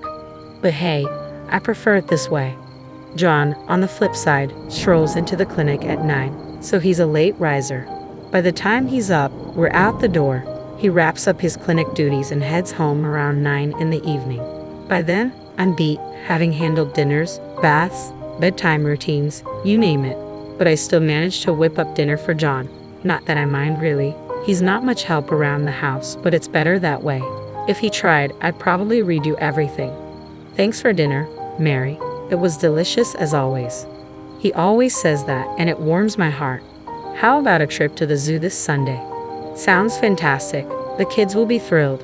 On his days off, he takes them out, being the cool dad. At the zoo last Sunday, the kids were ecstatic, running around like mad. Seeing them happy makes me happy. That's what it's all about, right? Here you go, Mary. Huh? He hands me a cute cell phone charm with a blue penguin on it. It matches the one on his phone. Then he shows me his phone, and there it is, the matching charm. I blushed a bit, feeling like we were back in high school, but it warmed my heart nonetheless. Thanks. It's a tad embarrassing, but I'm happy, I replied. You know, penguins are pretty loyal creatures. Some spend their whole lives with the same partner, John remarked, making me chuckle. I couldn't help but think perhaps we'd be like those penguins, sticking together through thick and thin, but who knows what the future holds. One day, I managed to leave work on time and rushed out of the hospital's bike parking lot, headed for the daycare. Are you Mary? An unfamiliar young woman approached me. Yes, that's me, I confirmed, curious. She introduced herself as Nicole, expressing her gratitude for John's support. Her sudden appearance caught me off guard. She was strikingly beautiful with long hair, not someone I knew well. Are you here for a checkup today? I asked, puzzled. No, just passing by. Sorry if I startled you, Nicole explained before leaving. Her presence left me uneasy. What could she possibly want in the bike parking lot, meant only for hospital staff? That evening, I asked John about Nicole's visit. A woman named Nicole greeted you today at the hospital. Who is she? I inquired. Huh. She's a nurse at my clinic. I'll ask her next time, John replied, seeming surprised. His eagerness to end the conversation left me feeling distrustful. I encountered Nicole again about 2 weeks later, this time outside our house. It was when the daycare called, informing me that our eldest son had a fever and needed to be picked up. As I biked home with the kids, I spotted a figure waiting in front of our house. I immediately hit the brakes, pulling my bike to the side of the road. Though they were a bit distant, I could unmistakably recognize John and Nicole. I dialed John's number just to confirm. Hey Mary, what's up? I'm pretty swamped at work right now, he answered, even though he was clearly standing in front of our house. I'm sorry, our eldest son has a fever, so I'm heading home. Thought I'd let you know, I explained. Got it. I'll try to wrap up early today, he replied before hanging up. The two figures in front of our house then headed toward the clinic. I waited for a while before heading home. Luckily, despite the fever, my son seemed to be in good spirits, so there wasn't much cause for concern. But as they say, it's better to be vigilant. After ensuring he was settled with his favorite cartoon and some snacks, I took a moment to collect myself. The image of John and Nicole kept haunting me. I didn't want to entertain doubts, yet the suspicion of infidelity crept in, and I found myself gripping the penguin charm on my cell phone, as if seeking reassurance. In the evening, as promised, John rushed home and showed genuine concern for our son.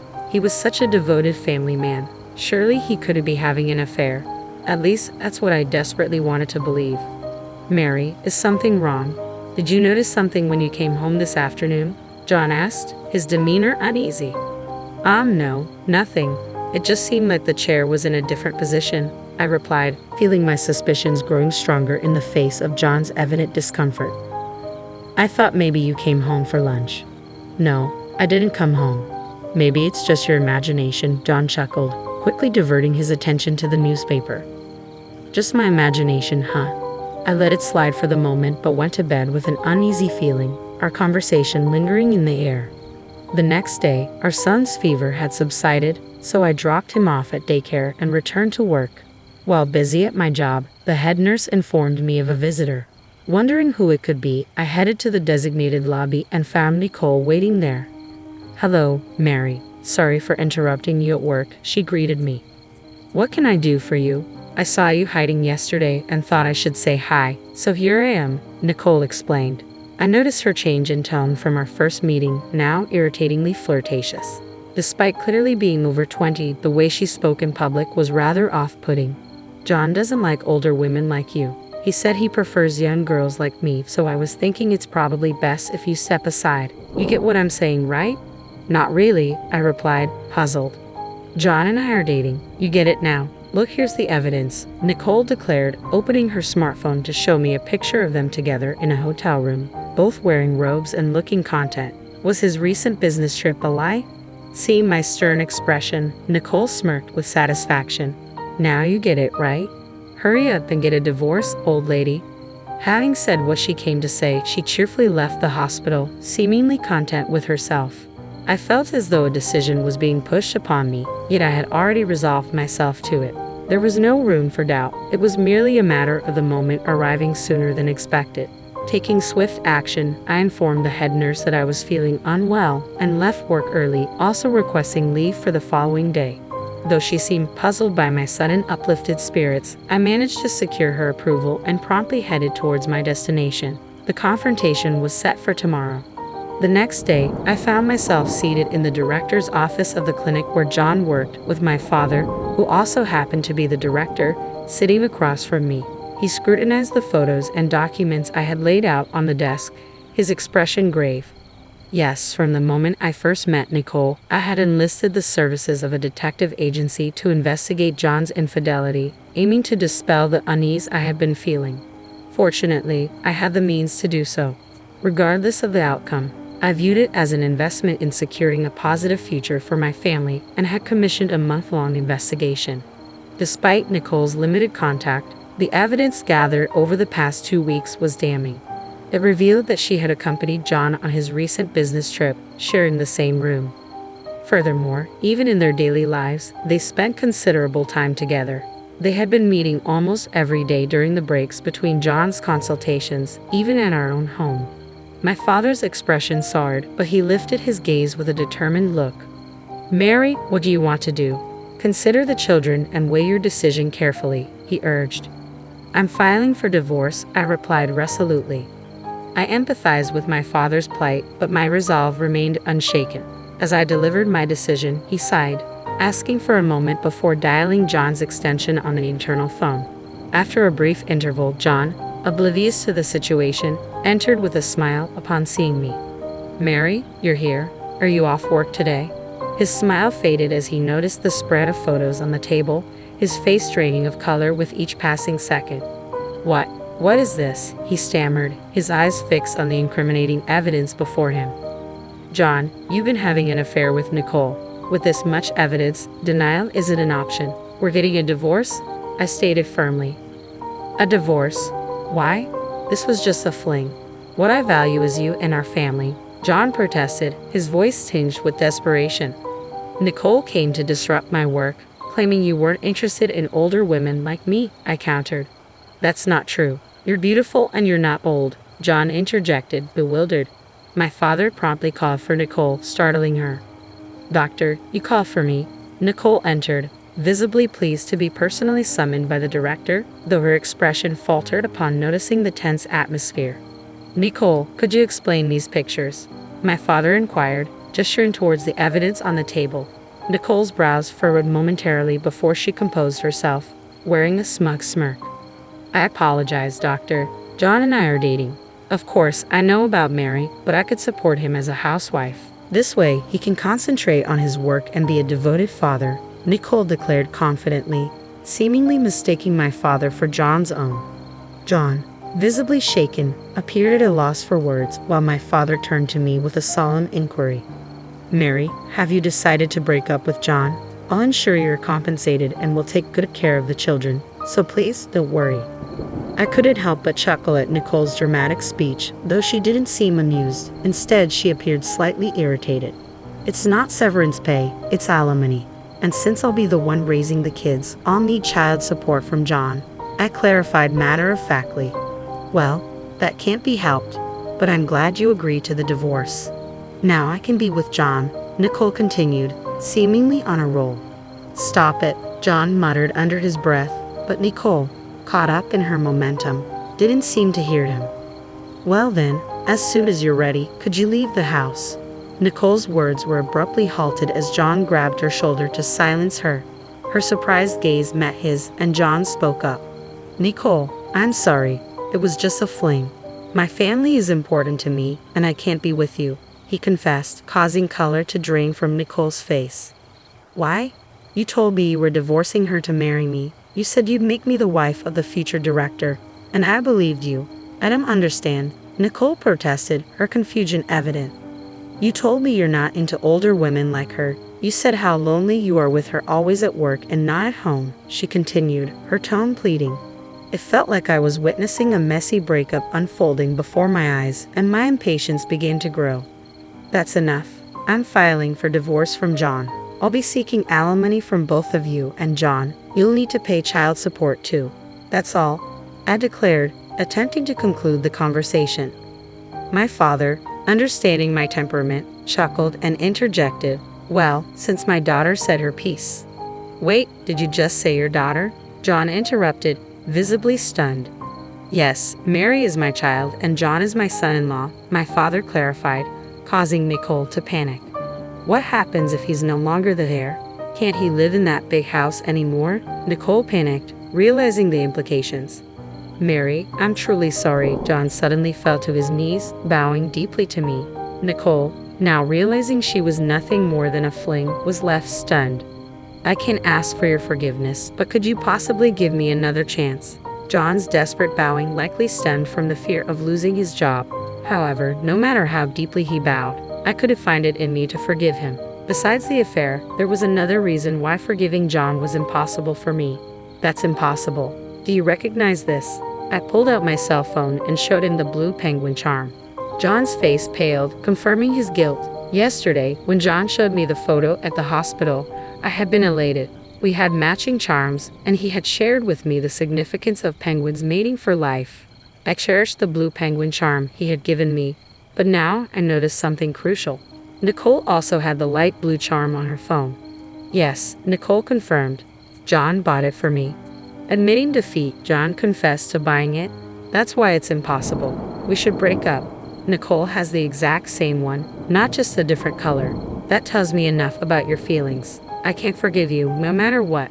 Please, Mary, John pleaded, but my father intervened, expressing his outrage at John's betrayal and Nicole's disruption of clinic discipline. As a clinic director, I must punish both of you, my father declared. Be prepared for that. I'm so sorry, but please let me keep my job, John pleaded. We'll go through lawyers from now on. You both can leave for today, and from tomorrow, you'll be on paid leave. You don't have to come to work. Wait, I don't understand, I interjected. John, you're a doctor. Can't you work elsewhere? Quit this small clinic and let's start over. Please, Nicole, let's break up, John added. I never imagined losing my family or happiness. Are you freaking serious? You deceived me. I lashed out, my father intervening to silence the bickering between John and Nicole. Despite John's past insistence that family was paramount, his actions had betrayed us. The thought of returning to the house where John and Nicole had apparently spent every day together filled me with dread. So, I requested to stay with my parents for a while, taking my children with me. Arriving at their house, a sense of relief washed over me. Exhaustion consumed me, and I fell into a deep sleep, only to awaken in pitch darkness. Startled, I checked the clock, realizing it was midnight. My cell phone was illuminated with numerous missed calls and text messages from John. I couldn't bear to hear his voice, so I read through his apologies and excuses for the affair. Among them, I found a plea for my father's intervention, claiming remorse. A cynical laugh escaped me. It seemed John's remorse was more about securing his position at the clinic. Fury and pity overwhelmed me, leading me to forcefully tear off the penguin charm from my cell phone and discard it. A wave of sadness engulfed me, tears flowing freely even in the dead of night. My mother, awakened by my sobs, offered her comforting presence, staying by my side throughout the night. Family's warmth enveloped me, and as I yearned to build a family like this, my tears continued to flow. The next morning, I awoke feeling lighter.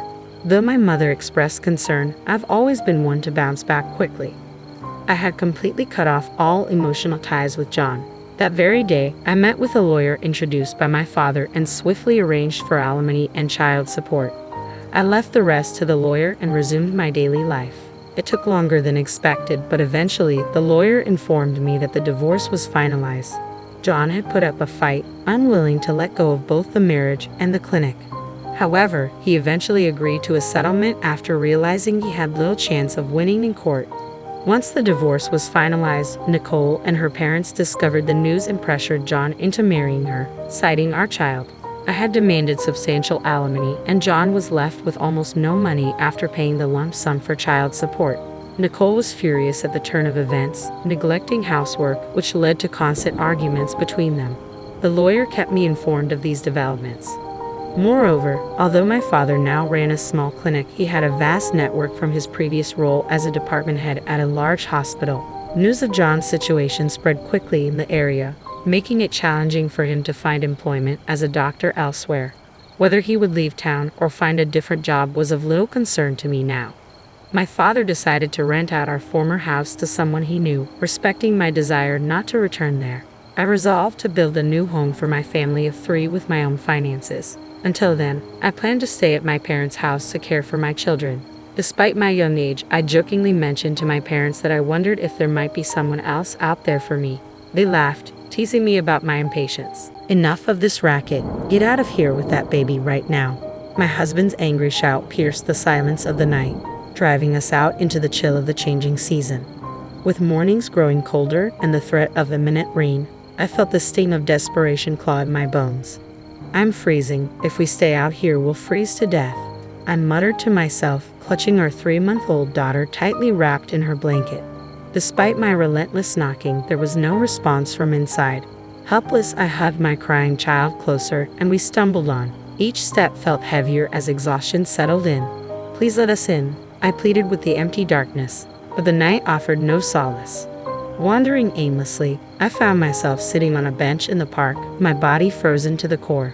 Tears flowed freely as the events leading to our plight played out in my mind. How did we end up like this? My name is Olivia, 31 years old. Left orphaned by my parents' divorce in middle school, I was later devastated by my mother's tragic accident 2 years ago. Alone and desperate, Benjamin, a college classmate turned husband, became my anchor. His promises of support and love offered a glimmer of hope in my darkest days. But since learning about my pregnancy, Benjamin's demeanor shifted. His warmth turned to frost, his kindness replaced by indifference. Despite my morning sickness and struggles, his patience wore thin, leaving me to fend for myself. I hoped our daughter's birth would mend our fractured bond, but it only widened the chasm between us. His absence grew pronounced, his anger palpable. Every night echoed with his complaints, his resentment towards our crying baby tearing at my heart. This life, once filled with dreams of a happy family, now felt like a nightmare of loneliness and despair. My husband seemed to have an invisible shield against childcare responsibilities, always deflecting them with claims of being swamped with work. Even on his supposed days off, relaxation at home was a foreign concept to him, opting instead to gallivant around town from dawn till dusk. Left alone to tend to our baby, I found myself drained, both physically and emotionally. Each night, our daughter's cries intensified, mirroring my own mounting distress. One fateful evening, my husband's simmering frustration boiled over.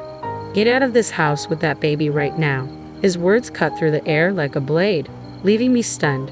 I can't do that," I stammered, but before I could plead my case, we were cast out into the biting cold, devoid of essentials like keys, wallet, or phone. Helplessness washed over me as I clung to my daughter, wrapping her tightly in a blanket to shield her from the chill. With weary steps, we trudged on until exhaustion forced me to collapse on a park bench, my mind a whirlwind of despair. How had our once promising life devolved into this chaos? As if in response to my silent lament, my daughter's cries pierced the night air once more, a painful reminder of my failure. Just as the cold began to numb my senses, a voice shattered the silence. "Are you okay?" The concern in the stranger's voice momentarily transported me, as if my own mother had reached out from beyond. As I looked up, a woman stood before me, her eyes filled with compassion. "My husband kicked me out because of her baby's crying," I explained, the words heavy with shame. Without hesitation, the stranger extended a lifeline. "Come stay at my place," she offered, her kindness a beacon of hope in the darkness. As I hesitated, unsure whether to accept her generosity, she gently took my daughter into her arms, instantly calming her restless cries. "It's okay, don't worry. Let's go somewhere warm for the baby's sake." Entering her home felt like stepping into a sanctuary. My daughter was cocooned in a soft blanket, offered a comforting glass of hot milk, and cradled in the stranger's arms, her gentle snores filling the room with a sense of peace I hadn't felt in far too long. I couldn't believe it. No matter how hard I tried, the baby just wouldn't settle. It can be quite a challenge if you're not accustomed to it. As a recent grandmother, I found myself occasionally caring for the little one, perhaps explaining my newfound sensitivity to a baby's cries. Checking on the source of the noise, I found myself face to face with a woman, gentle smile easing the tension in the room. She seemed around the same age as my mother, radiating warmth that instantly put me at ease. "I'm sorry for intruding like this," I murmured, feeling a wave of gratitude for her understanding. "It's okay," she reassured me, her kind eyes reflecting empathy. "We should help each other out in times of need. Do you need a ride home? Do you live nearby?" I hesitated, memories of being cast out still fresh in my mind. "No, I might just get thrown out again," I confessed, my voice faltering. Without missing a beat, she offered her hospitality. Her kindness moved me to tears once more. "Thank you so much," I whispered, introducing myself. "My name is Olivia." As the conversation flowed, a sudden realization dawned on me. "Wait a minute, isn't your baby's name Anne?" Her nod confirmed my suspicion. "Yes, but how did you?" It turns out, this woman was Jackson, my husband's direct superior. She had sent us a gift when Anne was born, hence her familiarity with our daughter's name. The coincidence caught me off guard, and I regretted airing my grievances about my husband to her. "We're always grateful for your help," I said, my mind racing with newfound information. "The thing is, my husband has been busy with work lately, and he seems quite tired." Jackson's response stunned me. "That can't be right. Your husband has been on parental leave for the past 2 months. My heart skipped a beat as her words sank in. "But he says he goes to work every day," I protested, confusion clouding my thoughts. "He even said he has work tomorrow." "It's a holiday. The office will be closed," Jackson explained, her tone tinged with concern. "I wonder what he's up to." I was blindsided by the revelation that my husband, whom I believed was tirelessly working, was actually on vacation. However, the pieces of the puzzle were finally starting to fall into place. I couldn't shake off the sense of anticipation that seemed to linger on the days my husband was supposed to be at work. Ever since I became pregnant, his behavior had taken a noticeable shift, leaving me with a nagging feeling that something wasn't quite right. As I pondered how to investigate further, Jackson suggested a bold idea. "Why don't you check his social media?" she proposed, gesturing towards a computer in the corner of the room. I accepted her offer gratefully and began scrolling through my husband's online presence. What I discovered left me reeling in shock. A trove of photos featuring him and another woman, seemingly inseparable. They looked like a couple. "That's Ava," Jackson explained, her voice tinged with sympathy. "She worked at our company for only 3 months before recently quitting." The pieces fell into place, confirming my worst fears. Though I had harbored suspicions, the reality of my husband's affair hit me harder than I had anticipated. Do you know her address, her contact information?" I asked, my voice trembling with emotion. But Jackson hesitated, her concern evident. "I'm sorry, I shouldn't have mentioned her name. It's personal information, and I can't disclose it," she replied gently, offering me solace in my moment of vulnerability. As I deflated, Jackson extended her support. "I'll do everything I can to help with anything else," she assured me. But my attention was drawn back to the screen, where a series of photos showcased my husband and his mistress living a life of luxury, dining at the prestigious Paris hotel. The realization hit me like a ton of bricks. With no income during my maternity leave and our combined savings dwindling, there was no way he could afford such extravagance. "No way. This can't be happening," I whispered, my heart heavy with disbelief. With trembling hands, I logged into my bank account online, hoping against hope for a different outcome. But what I found only confirmed my worst fears. My savings of $250,000 vanished. The inheritance I received after my mother's tragic car accident had been cut in half, leaving me stunned and motionless for what felt like an eternity. "What's wrong?" Jackson's concerned voice broke through my daze. "My husband has been using my savings without my permission," I confessed, the betrayal cutting deep. "I have reserved those funds for our daughter's future, trusting my husband to keep them safe." But as I reflected on recent events, the pieces began to fall into place. Leaving my debit card with him during my hospitalization for childbirth had been a mistake. He hadn't visited me once during that time, and the first withdrawal from my savings coincided with the day I handed him the card. I had never doubted his integrity, believing he had locked it away securely. I can't forgive him, I murmured, the weight of his deception crushing my spirit. He's been using my beloved mother's inheritance without my permission. Determined to expose his deceit, I accepted Jackson's offer of a digital camera. The next day, we watched from the car as my husband, wearing a self-satisfied smirk, left our house without a second thought for our daughter and me. His carefree demeanor grated against my raw emotions, fueling my resolve. As expected, his car eventually pulled up at the Paris hotel, his mistress in tow. With practiced ease, they strolled into the restaurant, oblivious to the pain they caused. Entrusting our daughter to Jackson's care, I took a seat behind them, steeling myself for the confrontation to come. "I've had enough of Olivia's stubbornness," my husband's callous words echoed in my ears. "Finally kicked her out last night. Now she's filed for divorce. I'll get the compensation from her mother's accident, and maybe even alimony." "You're despicable," Jackson retorted, her disgust palpable. "Your wife doesn't even realize you're after her money. You've been using her vulnerability since her mother passed away, but having a child was an unexpected obstacle." The shock of his admission left me speechless, my mind reeling with disbelief. Oblivious to my turmoil, my husband swaggered towards the elevator with his mistress, the key to their hotel room dangling from his fingers. As I stealthily followed them, even though it was just a fleeting moment before the elevator arrived, they embraced and began to kiss. Despite bracing myself, witnessing the affair unfold before my eyes was agonizing. A shiver ran down my spine as my husband's callous words echoed in my ears. "This is a pre-celebration for kicking Olivia out. Let's have a blast today." Unable to find my voice, I watched helplessly as the elevator doors closed, swallowing them up and leaving me behind. Frustration and sadness overwhelmed me, rendering me unable to stand. Collapsing to my knees, I felt a profound shift within me. The grief that had gripped my heart began to morph into a simmering desire for revenge. Betrayal of this magnitude was too cruel to ignore. I couldn't simply let it slide.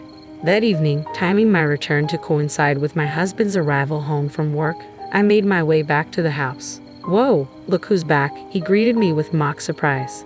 "I'm sorry. I'll do whatever you say from now on. Please let me back in the house," I pleaded, masking my rising anger behind a facade of submission. It was time to tighten the noose around him, to play the part of the obedient wife and bide my time.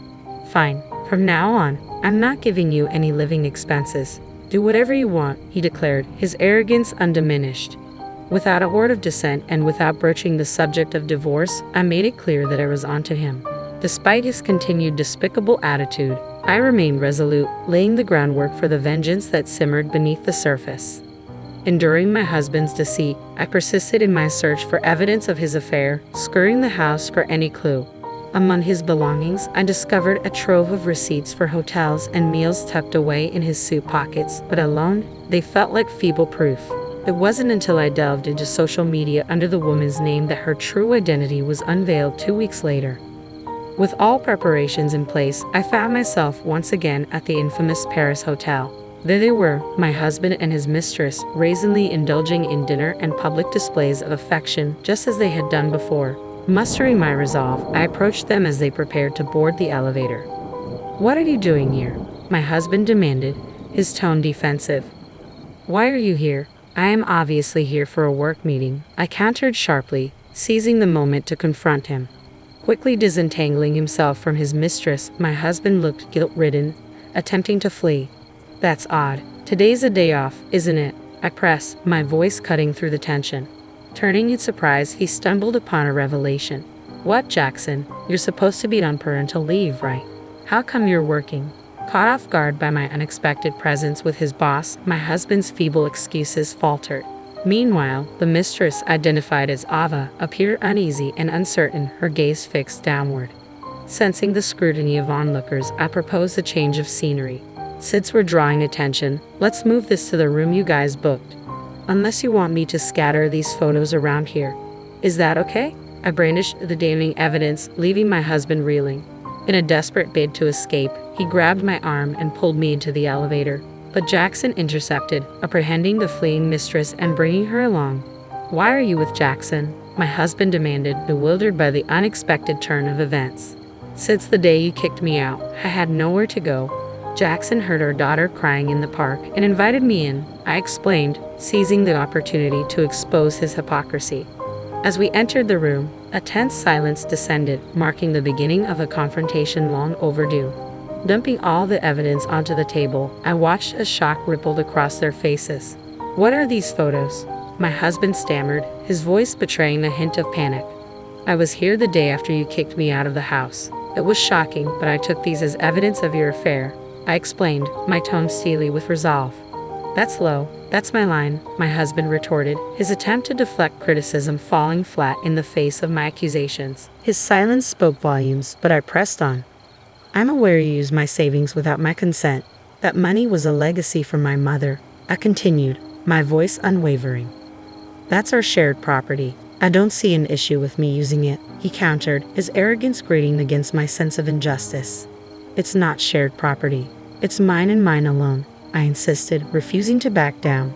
"You will return the $120,000 you used." "Come on, we're married. Let's not get into such tedious matters," he dismissed, his indifference fueling my frustration. Exhausted by his callousness, I reached into my bag and pulled out the divorce papers, slamming them onto the table with finality. "I'm fed up with you. Fill out these divorce papers immediately." "That's a leap, don't you think? Didn't I hear you say you wanted me to bring up divorce?" he protested, his attempt to deflect blame falling on deaf ears. I played a recording of a conversation we had during a previous meal, his hurtful words reverberating throughout the room. "Give me a break.